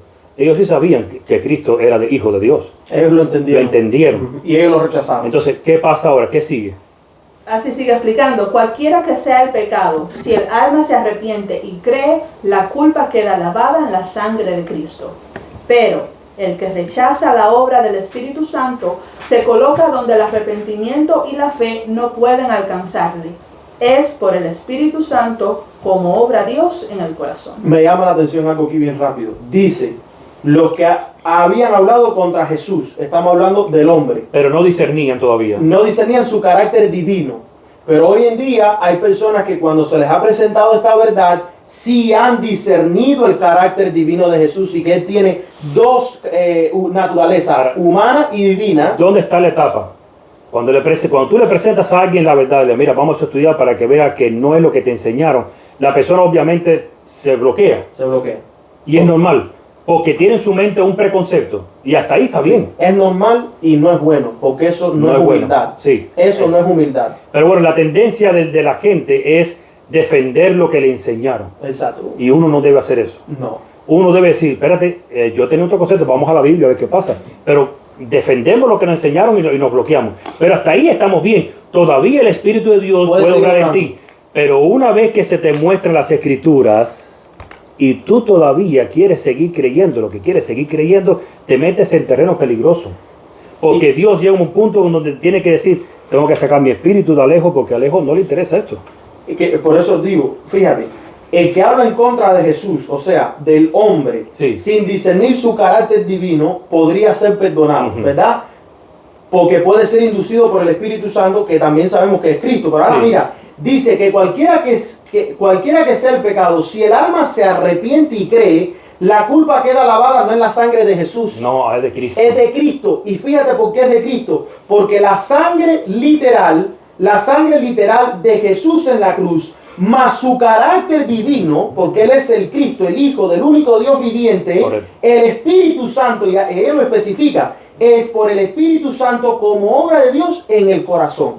O sea, mis queridos, es sumamente importante entender que si nosotros rechazamos la verdad que Dios nos envía, estamos cometiendo el pecado imperdonable. Correcto. Y una vez que nosotros rechazamos rotundamente al Espíritu de Dios, al Espíritu de Cristo, al Espíritu Santo, ya no hay más nada que Dios pueda hacer por nosotros. Porque eso es lo único que hay que pueda hacer en nosotros. Es su Espíritu. Por eso, ¿cómo termina la cita, Marlene? Cuando los hombres rechazan voluntariamente al Espíritu y declaran que es de Satanás, cortan el conducto por el cual Dios puede comunicarse con ellos. Cuando se rechaza finalmente al Espíritu, no hay nada más que Dios pueda hacer para el alma. Wow. El pecado imperdonable porque rechazas el mensaje. Rechazas el Espíritu, rechazas a Cristo, rechazas todo. Eso es lo que vayan entendiendo que es el pecado imperdonable. Ahora, ¿qué ejemplos tenemos hoy en día en el que se le atribuya la obra de Dios o de su Espíritu a Satanás? Y eso me llamó la atención. Y estamos hablando todavía sobre el significado del bautismo, lo que pasó con el pueblo de Israel, para que entiendan. Hermanos, si predicamos de la crisis, si predicamos de la crisis que nos espera, ellos le llaman el evangelio de la crisis. Y dicen que al mismo tiempo, dicen al mismo tiempo que los que predican este evangelio, ellos son la crisis. Estoy citando palabras de pastores que lo he recopilado, así lo dicen por internet, en sus temas. Ellos hablan de la crisis porque ellos son la crisis. Están atribuyendo un mensaje que es bíblico a Satanás. Si predicamos sobre doctrinas, ellos dicen que la doctrina divide y que el amor de Cristo une, por lo tanto se debe predicar solo sobre el amor de Dios. Si rechaza las creencias fundamentales de la Biblia y dice y declara que de eso no se debe hablar, estamos atribuyendo esa obra a Satanás. Wow. Si predicamos sobre el tiempo de angustia que ha de venir, ellos dicen que es el evangelio del miedo, por lo tanto ese evangelio no es de Dios. O sea, las advertencias que están en la Biblia, si las predicas, ellos dicen que eso no es de Dios. Estás atribuyendo la obra del Espíritu a Satanás. Si predicas de obediencia a los mandamientos y a su palabra, ellos dicen que es fariseísmo y legalismo. Si predicamos de vencer el pecado, ellos dicen que eso es locura, que es un evangelio falso. Si predicamos sobre Daniel y Apocalipsis, ellos dicen que esos temas no deben formar parte de la predicación del evangelio del pueblo de Dios. Si predicamos que la venida de Cristo es inminente debido a las señales de los tiempos presentes, ellos dicen que esa inminencia no existe, que es darle a la gente una falsa expectativa, que simplemente debemos decir al mundo que Cristo viene pronto. Si predicamos que la palabra de Dios enseña que la verdad es absoluta, ellos dicen que la verdad es circunstancial porque depende de la perspectiva de cada individuo. Si predicamos que la Biblia y el espíritu de profecía enseñan sobre la verdadera adoración a Dios y el estilo correcto de practicarla, ellos dicen que la adoración es algo cultural. Por lo tanto, según sea la cultura del individuo, así será su estilo de adoración. Si predicamos que la Biblia enseña que la deidad bíblica está formada por el único Dios verdadero y personal, que es el Padre, ellos dicen que no es así, que es una Trinidad, que es un Dios compuesto por tres, y ellos mismos alegan que esto es algo que hay que aceptarlo por fe, pues no tienen fundamento bíblico. Por cada cosa que rechazan de las Escrituras, están atribuyendo que el espíritu o que el mensaje es de Satanás. y se están cerrando sus corazones al Espíritu de Dios. Ahora, existía el Espíritu de Dios en el Antiguo Testamento, porque hay gente que dice que el Espíritu de Dios solo vino en el Nuevo Testamento, después que Jesús se fue. Ahora, ¿existía el Espíritu de Dios en el Antiguo Testamento? Génesis 6:3. ¿Qué dice, Marley? Y dijo Jehová, no contenderá mi espíritu con el hombre para siempre, porque ciertamente él es carne, mas serán sus días 120 años. ¿Qué está diciendo Cristo? O sea, el Padre, el Espíritu Santo no va a contender más con los hombres. Yo se los voy a retirar de aquí a 120 años. ¿Y qué espíritu era ese? Era el propio Cristo, el que estaba obrando en el Antiguo Testamento. Ese era el Espíritu de Dios. Y fíjate el que propio Cristo. Cristo significa, bueno, tiene diferentes significados, y uno de ellos es el Hijo del único Dios verdadero. En otras palabras, no contenderá más el Hijo del único Dios verdadero con el hombre para siempre. Muy interesante cómo la Biblia se comunica. Ahora, para que entendamos mejor, Daniel capítulo 10, lee de los versículos 12 al 14. Entonces me dijo, Daniel, no temas, porque desde el primer día que dispusiste tu corazón a entender y a humillarte en la presencia de tu Dios, fueron oídas tus palabras, y a causa de tus palabras yo he venido. ¿Y ahora? Mas el príncipe del reino de Persia se me opuso durante 21 días, pero he aquí Miguel, uno de los principales príncipes, vino para ayudarme, y quedé allí con los reyes de Persia. Y termina la idea, versículo 14. He venido para hacerte saber lo que ha de venir a tu pueblo en los postreros días, porque la visión es para estos días. ¿Qué pasó con el problema con Miguel y Gabriel? El diablo estaba quería retrasar el edicto del rey de Persia para que el pueblo de Israel no saliera y no se cumpliera el principio de la profecía de los 2300 días. Interesante. Y él quería retrasar eso, como hoy en día quiere retrasar el cumplimiento del número de los redimidos de Dios. Entonces, ¿qué pasó? Que hacía falta que el Espíritu de Dios obrara en el corazón del rey de Persia, porque Satanás estaba allí en presencia y dice que tuvo que venir el propio Cristo porque era él. O sea, los ángeles estaban influyendo, y porque vamos a ver que dice Elena de White que la obra del Espíritu Santo es a través de ¿qué? De la agencia de los ángeles. Y estaban los ángeles solo allí tratando, pero el espíritu de Satanás era muy fuerte y los demonios, y tuvo que venir el propio Cristo. ¿Y a qué vino Cristo? A ser el Espíritu de Dios, vino como el Espíritu de Dios para obrar en la mente de este rey, para que pusiera el edicto y para que en el año 457 exactamente se pudiera cumplir y saliera el edicto para que el pueblo de Dios saliera a reconstruir Jerusalén y el templo y dara comienzo a la profecía de los 2300 días. Así que obviamente en el Antiguo Testamento sí existía el Espíritu de Dios, Cristo, en persona. En el Nuevo Testamento está dividido. La parte omnipresente es el Espíritu Santo que tenemos ahora, porque la parte humana está arriba con el Padre, obrando. Y también, por ejemplo, como estaba mencionando el pastor Cecilio, que Génesis 1 dice, en el principio fueron creados los cielos y la tierra, el mar y todas las cosas que en ellos hay, pero menciona específicamente que el Espíritu de Dios se movía sobre la faz de las aguas, pero cuando tú vas a Patriarcas y Profetas, Elena de White no identifica el Espíritu de Dios, identifica que era el Hijo. Entonces ahí tiene otra connotación. Estaba el Padre y estaba el Hijo. Y fíjate que en Juan 1, por ejemplo, dice que en el principio era el Verbo y el Verbo estaba con Dios. La gente dirá, no, lo que declara Juan no está declarado en Génesis, pero sí lo está. Sí lo está. Lo que pasa es que no lo entendemos porque nos hace falta discernimiento espiritual. El hombre carnal discierne las cosas carnalmente, pero el hombre espiritual discierne las cosas espiritualmente, según de Corintios. Por lo tanto, dejamos bien claro, Cristo venía en persona para trabajar directamente con el hombre. Hoy en día es distinto. ¿Por qué? Porque ahora Jesús, el humano, se separó de la parte omnipresente y está en el cielo, en el lugar santísimo, intercediendo por cada uno de nosotros. Y esa parte omnipresente divina, estoy citando palabras de Elena de White y son citas que ya hemos puesto del Espíritu de Profecía muchas veces. Y esa parte omnipresente divina, la que está aquí junto a nosotros, se llama lo que es el Espíritu de Dios o el Espíritu Santo. Ahora, dice, o una cita, ahí ustedes la tienen en pantalla, la cita de Elena White dice, estorbado por la humanidad, Cristo no podía estar en todo lugar personalmente, por lo tanto, convenía a sus discípulos que Él los dejase y fuese al Padre y enviase el Espíritu Santo como su sucesor en la tierra. el Espíritu Santo es Él mismo, está declarando el Señor a través de la sierva, de su sierva. ¿Quién es Él mismo? El contexto. Cristo. Está hablando de no Cristo. podía estar en todo lugar personalmente. Sí. Y por lo tanto el Espíritu Santo es Él mismo. Despojado de la personalidad de la humanidad e ¿Quién es? independiente de ella. ¿Quién es el único que tiene personalidad humana? Cristo. Es Cristo. Sí. Por eso dice, Él se representará como presente en todos los lugares por su Espíritu Santo como el omnipresente. Por eso estoy citando palabras de ella. Sí, porque algunos hermanos, incluyendo pastores, han enviado estos textos incluso a nuestro pastor Cecilio Pérez, y yo me quedo sorprendido cómo es que no ven que claramente se está declarando que se está hablando de Cristo. Y fíjense, el Espíritu Santo siempre se presenta desde una perspectiva de algo que es de posesión. Eso tiene un nombre. Posesiva, sí. Es posesiva, Sí. desde una perspectiva posesiva. Es algo que Dios posee y que Él da a los hombres y que Él quita. Porque en griego existe lo que es el dativo. Ahí está, Y que el Espíritu Santo siempre es dativo porque pertenece a.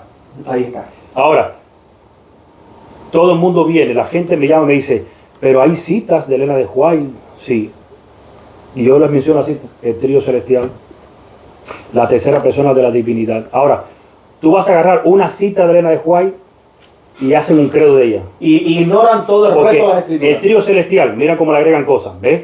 Hay 3 dioses, ya le agregaron la palabra dioses, y que hay 3, o sea, ya no es uno como dice la Biblia, hay 3 dioses, por lo tanto hay 3 tronos, ya le agregan 2 tronos más a la Biblia, porque la Biblia habla de uno solo, el trono del Padre lo comparte con el Hijo, pero ya dicen hay 3 dioses, hay 3 tronos, se dan cuenta como con una sola cita. Ahora, si tú no entiendes una cita de Elena de White, el trío celestial, tienes que vamos a investigar quién es el trío celestial.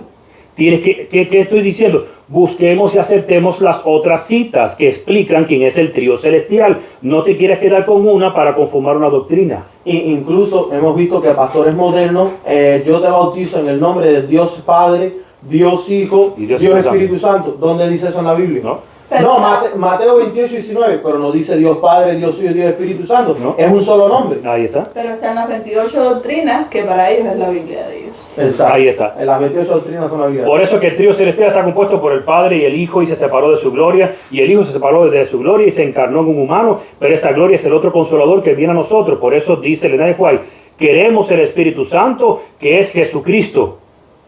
¿Esa cita no te gusta? ¿Me vas a seguir enseñando el trío celestial? Espérate, lee lo otro, que esa parte... Dice, ¿qué otro? Sí. Queremos el Espíritu Santo que es Jesucristo. Si tenemos comunión con Dios, Voy un tendremos fuerza, gracia y eficiencia. ¿Cómo tenemos comunión con Dios? Juan 14, Cristo le dijo a sus discípulos, si me amáis, guardaréis mis mandamientos, y el Padre y yo vendremos a vosotros y haremos morada en vosotros. Si tenemos comunión con Dios, tendremos fuerza, gracia y eficiencia. Y si leen Juan 17, Cristo dice, la gloria que me has dado para que tú y yo seamos uno, yo se las di a ellos para que ellos sean uno con nosotros como yo soy uno contigo. Ahí O sea, lean el capítulo 17 de Juan. Ahora, tenemos que terminar prácticamente. Sí, continúa. ¿Podemos seguir? Ok. ¿Conocía Moisés sobre el verdadero significado de la circuncisión? ¿Sabía Moisés, sabían los hebreos lo que significaba la circuncisión? Deuteronomio capítulo 10, versículo 16. Circuncidad pues el prepucio de vuestro corazón, y no endurezcáis más vuestra cerviz. ¿Quién dijo eso? Pablo. No, eso lo dijo Moisés, estamos en Deuteronomio. So, él lo sabía. Él sabía lo que iba a significar el asunto del prepucio. Ahora, ¿tenía que ver algo la circuncisión con el bautismo? Vamos a ver. Colosenses capítulo 2, versículos del 11 al 14. En él también fuisteis circuncidados con circuncisión no hecha a mano, al echar de vosotros el cuerpo pecaminoso carnal en la circuncisión de Cristo. ¿Y cuál es la circuncisión de Cristo? Sigue leyendo. Sepultados con él en el bautismo, en el cual fuisteis también resucitados con él, mediante la fe en el poder de Dios que le levantó de los muertos. Y a vosotros, estando muertos en pecados y en la incircuncisión de vuestra carne, os dio vida juntamente con él, perdonándoos todos los pecados, anulando el acta de los decretos que había contra nosotros, que nos era contraria, quitándola del medio y clavándola en la cruz. Yo me tengo que detener aquí, por eso ustedes se van a dar cuenta de por qué el asunto de cualquier cosa que toques en la Biblia te abarca. La gente no entiende a Gálatas y a Pablo mucho menos, al libro de Gálatas. Y ahora, ni Corintios. ¿Qué está diciendo aquí? Quitando, dice aquí, anulando el acta de los decretos. Por eso nuestros hermanos evangélicos de otras denominaciones dice que la ley fue anulada en la cruz. Pero a ningún judío, y a Pablo mucho menos, se le ocurría ni le pasaba por la mente así, de pasada, cuestionar los 10 mandamientos, hermanos. Y entonces, ¿de qué hablaba Pablo? Si ustedes leen bien los libros de Pablo, todo el tiempo hablaba de las leyes ceremoniales. Ahora, ¿qué pasa? Que cuando Cristo viene, es el cumplimiento de la ley. No es que la ley nunca sirvió, es que la ley te llevaba era un ayo, te llevaba a algo, que más tarde ese algo vino. Y ahora estamos con el verdadero bautizo. Por eso Pablo peleaba con los dirigentes de la iglesia, porque querían obligar a Timoteo que se circuncidara. Y él decía, ya él se bautizó.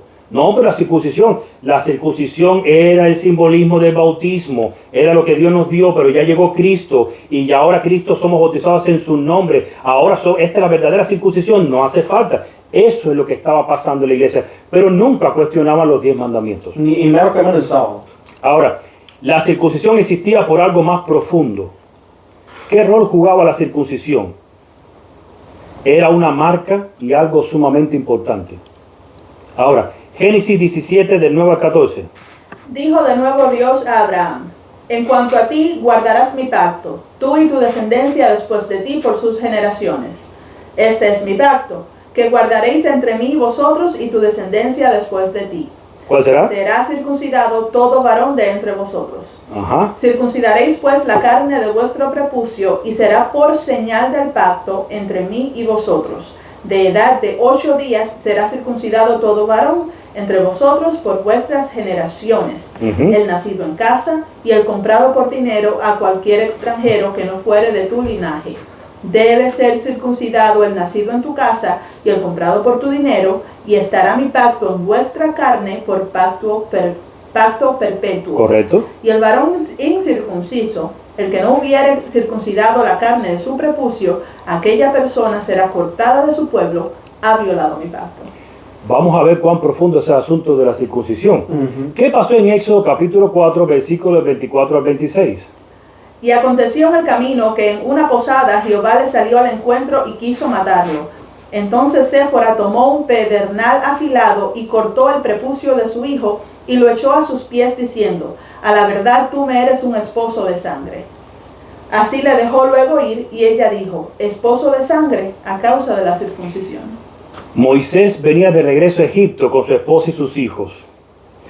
Pero por alguna razón de lástima o de debilidad o de lo que sea, su esposa había circuncidado al hijo mayor cuando nació, pero nunca había circuncidado al menor. Y Moisés, su familia, ¿afecta a la familia? Sí, claro. Iba a entrar a Egipto y había uno fuera de pacto. Y le iba a costar la vida a Moisés. Porque él estaba consciente y sabía que eso se estaba dejando para después. Ese joven no se circuncidó al 8º día, ya estaba pasado ya. Y pasó sufrimiento que si lo hubieran hecho a los 8 días. O sea, estar fuera de pacto. O sea, hay gente que dice: yo creo en Dios, pero yo no me bautizo. No puedes quedar fuera de pacto. Ahí está. Por eso hay que bautizar. O yo creo en Dios, pero no necesito abandonar el pecado en mi vida. También. Porque Dios me acepta y me perdona. Hermano, si no se hace un abandono del pecado y no se hace lo que Dios manda, hay consecuencias. Inclusive, miren esta cita para que vean cuán profunda es. Mientras se alejaba de Madián, Moisés tuvo una terrible y sorprendente manifestación del desagrado del Señor. Se le apareció un ángel en forma amenazadora, como si fuera a destruirlo inmediatamente. No le dio ninguna explicación. Ojo con ese asunto. El ángel vino y no dijo: Moisés, mira, estoy aquí porque es que tú has fallado. No se lo dio porque Moisés sabía. Pero Moisés recordó que había desdeñado uno de los requerimientos de Dios y, cediendo a la persuasión de su esposa, había dejado de cumplir el rito de la circuncisión en su hijo menor. No había cumplido con la condición que podía dar a su hijo el derecho a recibir las bendiciones del pacto de Dios con Israel. y tal descuido de parte del jefe elegido no podía menos que menoscabar ante el pueblo la fuerza de los preceptos divinos. ¿Se imaginan si llega Moisés con su hijo y el pueblo descubre que había uno que no había sido circuncidado? Hubiera sido rechazado. Oh, entonces tú a veces por eso a veces decimos, tomamos las cosas triviales. Bueno, esto se puede hacer, esto no es tan exacto, no es tan estricto. Por eso dice Séfora, temiendo que su esposo moriría, realizó ella misma el rito, y entonces el ángel permitió a Moisés continuar la marcha. En su misión ante el faraón, Moisés iba a exponerse ante un gran peligro. Su vida podría conservarse únicamente mediante la protección de los santos ángeles, pero no estaría seguro mientras tuviera un deber conocido sin cumplir, pues los ángeles de Dios no podrían protegerlo. ¡Wow! Quiere decir que si tenemos un deber en nuestra vida incumplido, los ángeles de Dios no nos pueden proteger. Y aquí hay una lección para las esposas y para los esposos, especialmente para los esposos. Si sabes muy bien que hay algo que se debe de hacer y tu esposa no te apoya en esto, ponte de rodillas, pídele a Dios que te ayude, te levantas y lo haces. Pero no esperes por ella, porque te puedes buscar problemas. Que estás viendo estos videos, tú que estás sentado al lado de tu esposo, tu marido, tienes que entender que la influencia de un esposo en un esposo es muy grande. Y hay veces que en la Biblia hombres cayeron por la influencia de una mujer.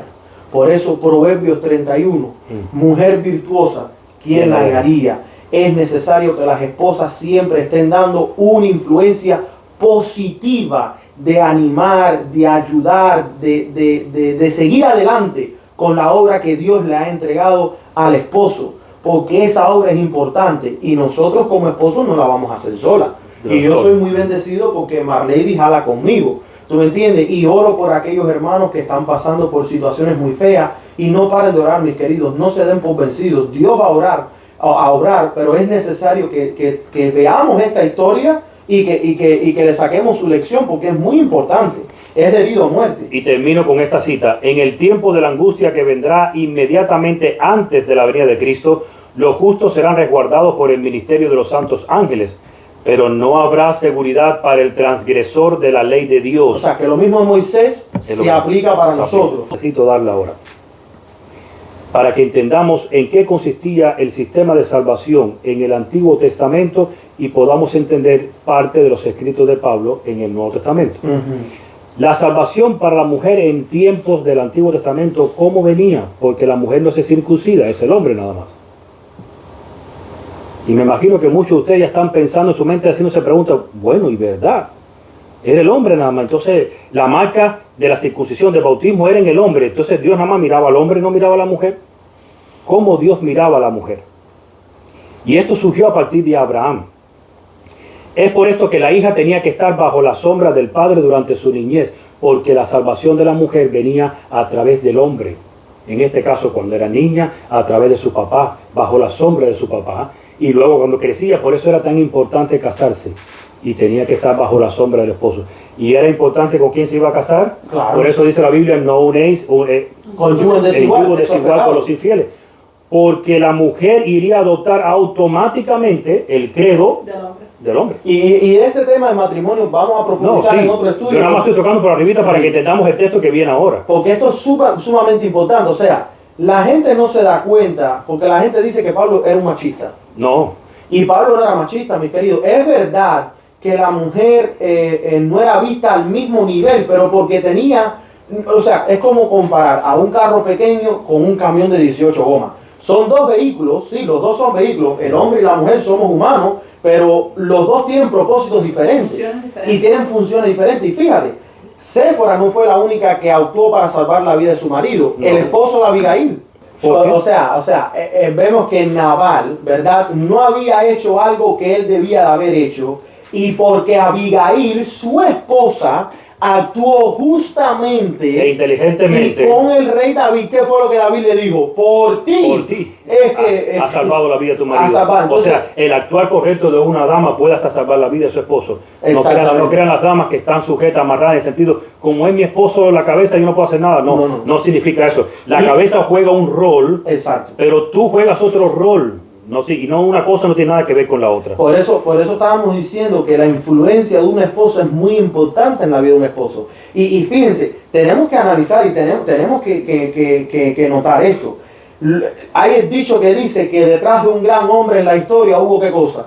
Una gran mujer. Pero también detrás de los grandes apóstatas hubo una gran apóstata. Porque mira, tenemos el tiempo de Elías, el rey y Jezabel, ¿verdad? Y tenemos otros ejemplos bíblicos donde, ¿cómo se llamaba? Con el tiempo de Juan el Bautista que le pidió la cabeza. Nerón, Herodías y Herodes. Que estaban en adulterio. Exacto, o sea, estamos viendo, mis queridos, que la mujer puede causar dos cosas en un hombre. Una o la otra. Una, o lo conlleva a su salvación, o a su perdición. O lo conlleva a su perdición.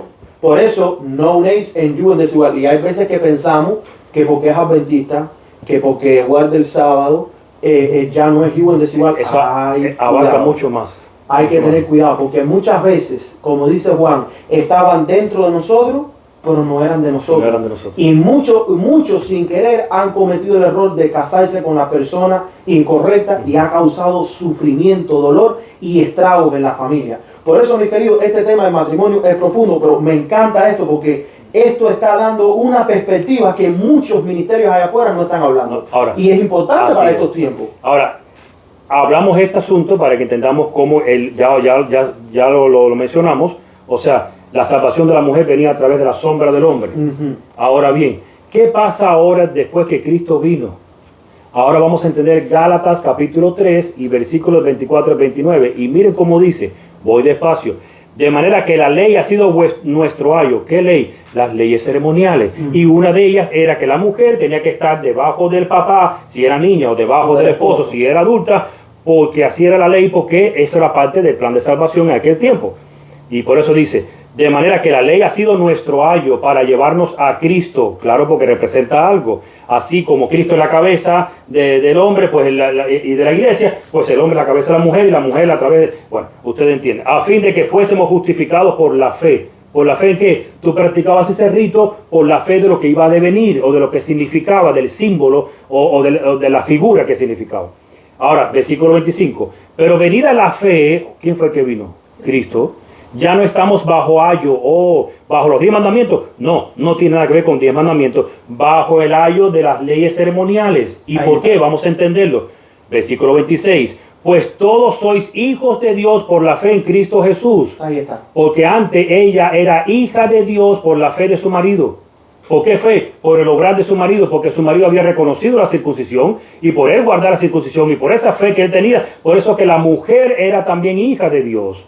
Pero ahora Pablo está diciendo, pues todos sois hijos de Dios por la fe en Cristo Jesús. Y ese todos incluye a quién? A todos los hombres solamente, a los viejitos, no, y a las damas y a las viejitas. O sea, a hombre y mujer.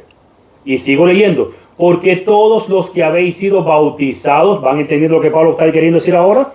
Habéis sido bautizados en Cristo, de Cristo estáis revestidos. Ese todos son todos. Y ahora Pablo dice el texto que nadie entiende. Ya no hay judío ni griego.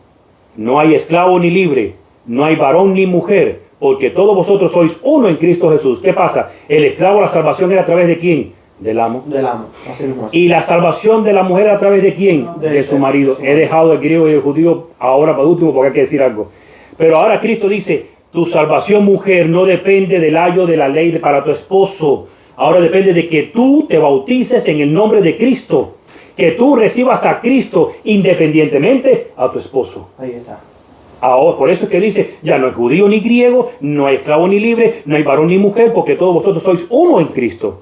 Ahora, y termina diciendo, y si vosotros sois de Cristo, ciertamente el linaje de Abraham sois y herederos según la promesa. O sea, sigue siendo el linaje de Abraham y heredero de la promesa. Ahora, ¿qué pasa? Vamos a la última parte. Necesito tener, hay que terminar el problema. ¿Qué cosas eran los judíos y griegos? Eso que tengo que terminar para terminar la idea. ¿Qué pasa cuando Pablo dijo ya no hay judío ni griego?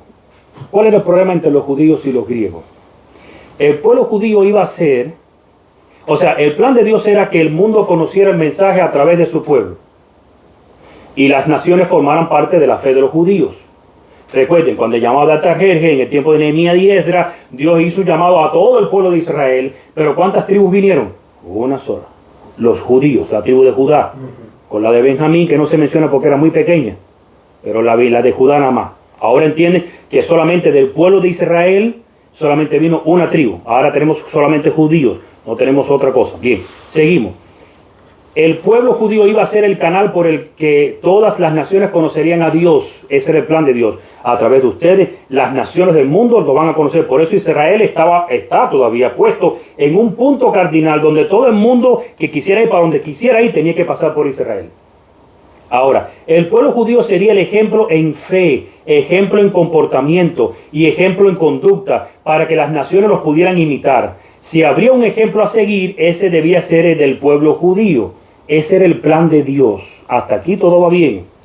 Por eso el apóstol Pablo, habiendo entendido esto, cuál era el objetivo primero para el pueblo judío y luego para el cristiano, y ese objetivo era el de convertirse en ejemplo para otros, y por eso llegó a decir ahora vamos a entender 1 Corintios 11:1. Pablo no dijo esto porque Pablo se sentía más santo que nadie. Es porque este era el principio. Sed imitadores de mí, así como yo de Cristo.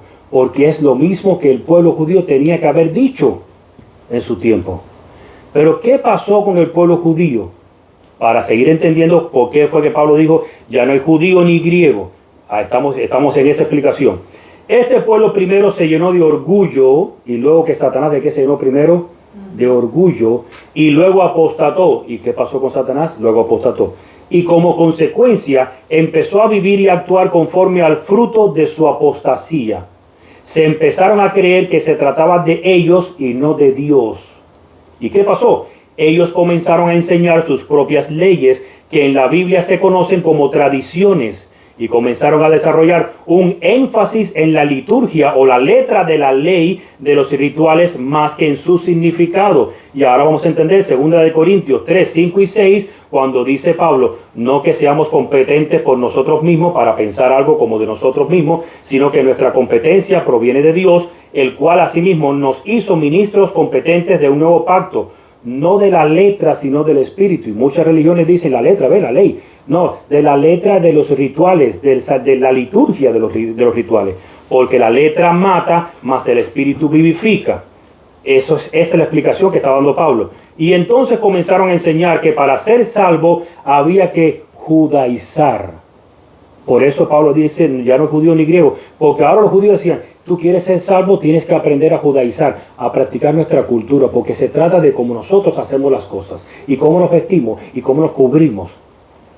Por eso vamos a entender la fuerte confrontación que Pablo tuvo con Pedro en Antioquía. Sí. Gálatas capítulo 2, versículos del 11 al 16. Y lo voy a leer yo. Dice, pero cuando Pedro vino a Antioquía, le resistí cara a cara, dice Pablo, porque era de condenar. ¿Qué era de condenar? ¿Qué hizo Pedro? Para que entendamos qué pasó. Pues antes que viniesen algunos de parte de Jacobo, comía con los gentiles. Pero después que vinieron, se retraía y se apartaba porque tenían miedo de los de la circuncisión, o sea, de los judíos. Y en su simulación participaban también los otros judíos, de tal manera que aún Bernabé fue también arrastrado por la hipocresía de ellos. Pero cuando vi que no andaban rectamente conforme a la verdad del Evangelio, dije a Pedro delante de todos, ahí Pablo regañó a Pedro delante de todo el mundo, si tú, siendo judío, vives como los gentiles y no como judío, ¿por qué obligas a los gentiles a judaizar? ¿Cuál era el problema? Que cuando venían los judíos, Pedro, para que me siento, porque los judíos no se sentaban con los gentiles, y en otra ocasión tenemos que explicar quiénes son los gentiles. No eran gente mundana, eran miembros de las otras tribus de Israel, pero que como no vinieron, los judíos decían, ellos son gentiles. La palabra gentil significa fuera de pacto. Ellos están fuera de pacto porque no vinieron, no respondieron al pacto, al llamado que Dios hizo. Y ahora cuando venían estos judíos, Pedro decía, me voy a sentar en la mesa con los judíos porque los judíos no se sientan con gentiles. Y cuando no venían los judíos, pues Pedro se sentaba con los gentiles. Y por eso es que Pablo le regaña. Nosotros, dice Pablo, judíos de nacimiento y no pecadores de entre los gentiles, sabiendo que el hombre no es justificado por las obras de la ley. ¿De qué obras de la ley? La gente cree que obras de la ley es por la obediencia a los 10 mandamientos. No, por las obras de las leyes ceremoniales que tenían los judíos, sino por la fe de Jesucristo. Nosotros también hemos creído en Jesucristo para ser justificados por la fe de Cristo y no por las obras de la ley.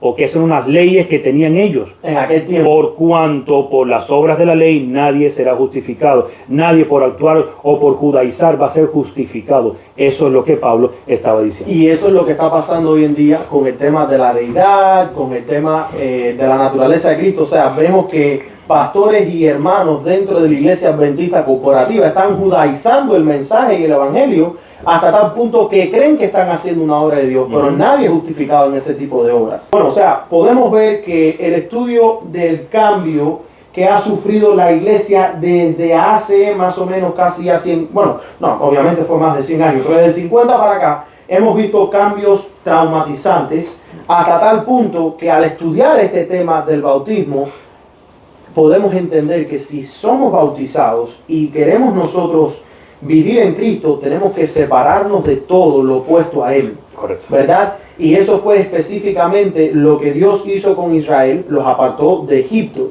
Y muchos de esos israelitas, cuando salieron de Egipto, sacaron a Egipto con ellos mismos.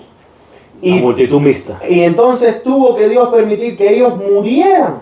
Mis queridos, la iglesia adventista ha estado en un desierto espiritual por más de 40 años. Y ahora Dios está haciendo una separación. Si tú no tomas tu decisión right now, ahora mismo, por decidirte por la verdad que hay que creer y aceptar y vivir y predicar, Dios va a permitir que tú mueras en el desierto espiritual. Fíjate, ahora que dice de separación, para cerrar con esta idea, ¿saben por qué el pueblo de Israel que salió de Egipto con esta multitud mixta que fue quien lo corrompió, no pudo entrar y Dios lo hizo dar vuelta 40 años hasta que muriera esa generación? ¿Qué culpa tenían ellos de que la multitud mixta quisiera salir con ellos? La culpa fue que no quisieron separarse de lo que ellos enseñaban. Exacto. Quisieron participar, quisieron practicar lo que esa multitud mixta traía de Egipto, esa mezcla de Egipto con cosas paganas, con cosas divinas, con cosas santas. Y por ellos pretender participar de la multitud mixta, no pudieron entrar. Hoy en día, muchos buenos hermanos en la iglesia desean practicar lo que la multitud mixta está enseñando a la iglesia. No desean salirse de eso, no desean separarse de eso. O ser identificados diferentes. Y eso es lo que va a traer como consecuencia lo mismo que pasó al pueblo. Así que el viernes que viene continuaremos con este estudio del bautismo y vamos a hablar un poco sobre el rebautismo, porque algunos hermanos nos han dicho, bueno, si fui bautizado en el nombre del Padre, del Hijo y del Espíritu Santo, o en el nombre de Dios Padre, Dios Hijo, Dios Espíritu Santo, si hay que bautizarse de nuevo, todas esas preguntas, esperen al próximo viernes, ya que puede ser que se la contestemos. Me gustaría terminar con una pequeña recapitulación. Como ustedes pueden ver en pantalla, ya estamos viendo las creencias originales versus las creencias modernas, ¿verdad? A mí se me olvidó dónde está el estudio pero menos mal que le tomé screenshots y los guardé. Como ustedes pueden ver, ya hemos hablado que hay un solo Dios, ¿verdad? Y que el Espíritu es su representante.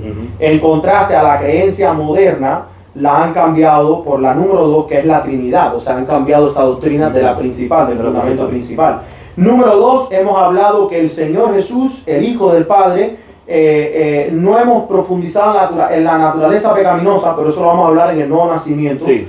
Y tampoco no hemos hablado mucho sobre la gran expiación y los pecados borrados, pero estamos entrando en ese tema del santuario que tú vas a tocar en el tema del bautismo. Sí. Pero o sea, podemos ver que ellos cambiaron esta creencia fundamental y ahora en la cuarta vemos que Dios, el Hijo Eterno, ¿verdad? Dios, el Hijo Eterno, fíjate tú cómo lo tienen, se encarnó en Jesucristo, aunque es verdadero y eternamente Dios, llegó a ser verdaderamente hombre. Ellos cambiaron esa doctrina. La tercera, que fue la que hicimos el viernes pasado, correcto, sola escritura, que hablamos un poco sobre el falso regamiento y el verdadero regamiento, ¿verdad? Ellos obviamente la tienen como la primera, las Sagradas Escrituras, transmitidas por inspiración, son infalible revelación de la voluntad divina, son la norma. Ok, esa no está muy cambiada, que digamos, aunque se elimina la palabra única, ¿verdad? Porque ellos quieren añadir otras palabras como el manual de iglesia. Y el cambio en esa doctrina es, aparentemente se parece a la original. Exacto. Pero al eliminar la palabra una, ahora pueden agregar varias cosas. Ahora, en este estudio, la persona dice que en las creencias fundamentales, la número 4 era el bautismo, que fue la que empezamos hoy, Dice que el bautismo no fue cambiado en la nueva doctrina, pero sí fue cambiada la fórmula y el pensamiento detrás del bautismo, que es completamente ajeno a lo que enseña la Biblia, que es para morir al yo. O sea, lo que la persona estaba quizás queriendo decir exactamente, pero no lo abarcó completamente, es que seguía el bautismo por inmersión. Bueno, Exacto. eso no se cambió, pero sí ha habido cambios en el bautismo de la iglesia. Y de hecho hay fechas y cosas que mencionaremos, o en el video que tú vas a poner en el link, la gente van a ver fechas desde 1981, cómo empezaron los cambios drásticos, porque vinieron desde antes por la fecha que Marlady leyó esta mañana, al principio, pero vamos a ver que a partir de 1981 empezaron cambios muy drásticos y muy rápidos dentro de la iglesia y afectaron el bautismo. Porque una vez más, el bautismo sí es dar el testimonio, pero no el testimonio que nos han enseñado. Tiene que ver con una muerte al yo, tiene que ver con un reavivamiento, tiene que ver con un nuevo nacimiento, que por cierto nos vas a dar una introducción a la próxima creencia en el próximo video, sobre el nuevo nacimiento. Sí, ¿verdad? es que tenemos que entrar en el santuario. Correcto. Y todavía no hemos entrado al santuario, estamos abarcando. Y bueno, estamos tratando de avanzar poco a poco por cada creencia fundamental, tratando de clarificar cada creencia fundamental con los escritos de la palabra y del Espíritu y Profecía. Y como ustedes pueden ver, mis hermanos, esto es un gran trabajo, es un gran proyecto que nos hemos propuesto, y solamente con la ayuda de Dios es que vamos a poder hacerlo. Aprovechamos para anunciar que en el mes de abril tendremos una serie titulada Sola Escritura, al lado de nuestros hermanos queridos Emanuel Vallejos del canal Infonom, de Daniel Cúcaro, del pastor Carlos Cabello con su canal Preparadores del Camino, con el hermano Gabriel Olteanu con su canal el último mensaje del cuarto ángel, y bueno, junto a sus servidores Eugenio Alejo, Pastor Cecilio Pérez y Yesser Alejo. O sea, tenemos un gran proyecto también en nuestras manos, y aprovechamos para anunciarles que en esos viernes no tendremos la serie En Esto Creemos, porque estaremos compartiendo con estos hermanos. Estaremos compartiendo viernes en la noche, sábado en la mañana, sábado en la tarde, los 4 fines de semana del mes de abril. Exacto. Hay bastante información que va a ser compartida. Oren para que el Espíritu de Dios se mueva entre su pueblo. Creemos que estamos viviendo en los últimos días. Creemos que estamos en las vísperas del derramamiento del Espíritu Santo. Pero mis queridos, nada de esto va a ser posible si no hay un clamor como lo hubo en Israel. Por eso yo creo que en el mes de abril debemos orar mucho, hermanos, porque creo que en el mes de abril va a marcar un hito en este movimiento que está haciendo el pueblo de Dios de salir de ella, pueblo mío. Y estoy seguro que eso va a suceder. Dios está preparando los corazones, así que oremos mucho por el mensaje que se va a presentar. Oremos mucho por las personas que van a escuchar, porque necesariamente en este año es importante. Es importante que las personas tomen su determinación y que se termine de demarcar la línea entre el pueblo de Dios y el pueblo que no pertenece a Dios. Ahí está. Así que bueno, Marlady, muchas gracias por estar conmigo hoy aquí detrás de cámara. Te lo agradecemos mucho. Muy excelente investigación que hiciste. Estoy seguro que nuestros hermanos se sorprendieron. Papá, una vez más, gracias por tu tiempo, esfuerzo y sacrificio en preparar estos estudios concisos y directos con las Sagradas Escrituras. Vamos a terminar con unas palabras de oración. Y bueno, nos despedimos por ahora, pero estaremos aquí de regreso el próximo viernes. Así es. Así que oremos. Amante Padre que estás en los cielos, gracias Padre por este estudio, gracias por estas verdades. Ayúdanos a poder entender tu palabra a tu forma y no a la nuestra, que podamos nosotros ser ungidos por tu Santo Espíritu y salir llenos de poder, henchidos por el Espíritu Santo, a predicar este mensaje que tú nos has entregado. Le has entregado a tu pueblo adventista del séptimo día. Te damos gracias por todas las cosas, por esta verdad, por la persecución que nos ha traído, por los problemas. Amén. Ya que es una oportunidad de poder nosotros ejercer nuestra fe y que sea incrementada. Amén. Con cada prueba para gloria de tu Hijo amado Cristo Jesús y tuya, Padre. Amén. Te lo pedimos todo en el nombre de Cristo Jesús. Amén. Amén. Muchas gracias. Feliz sábado. Mi palabra favorita. Maranatha.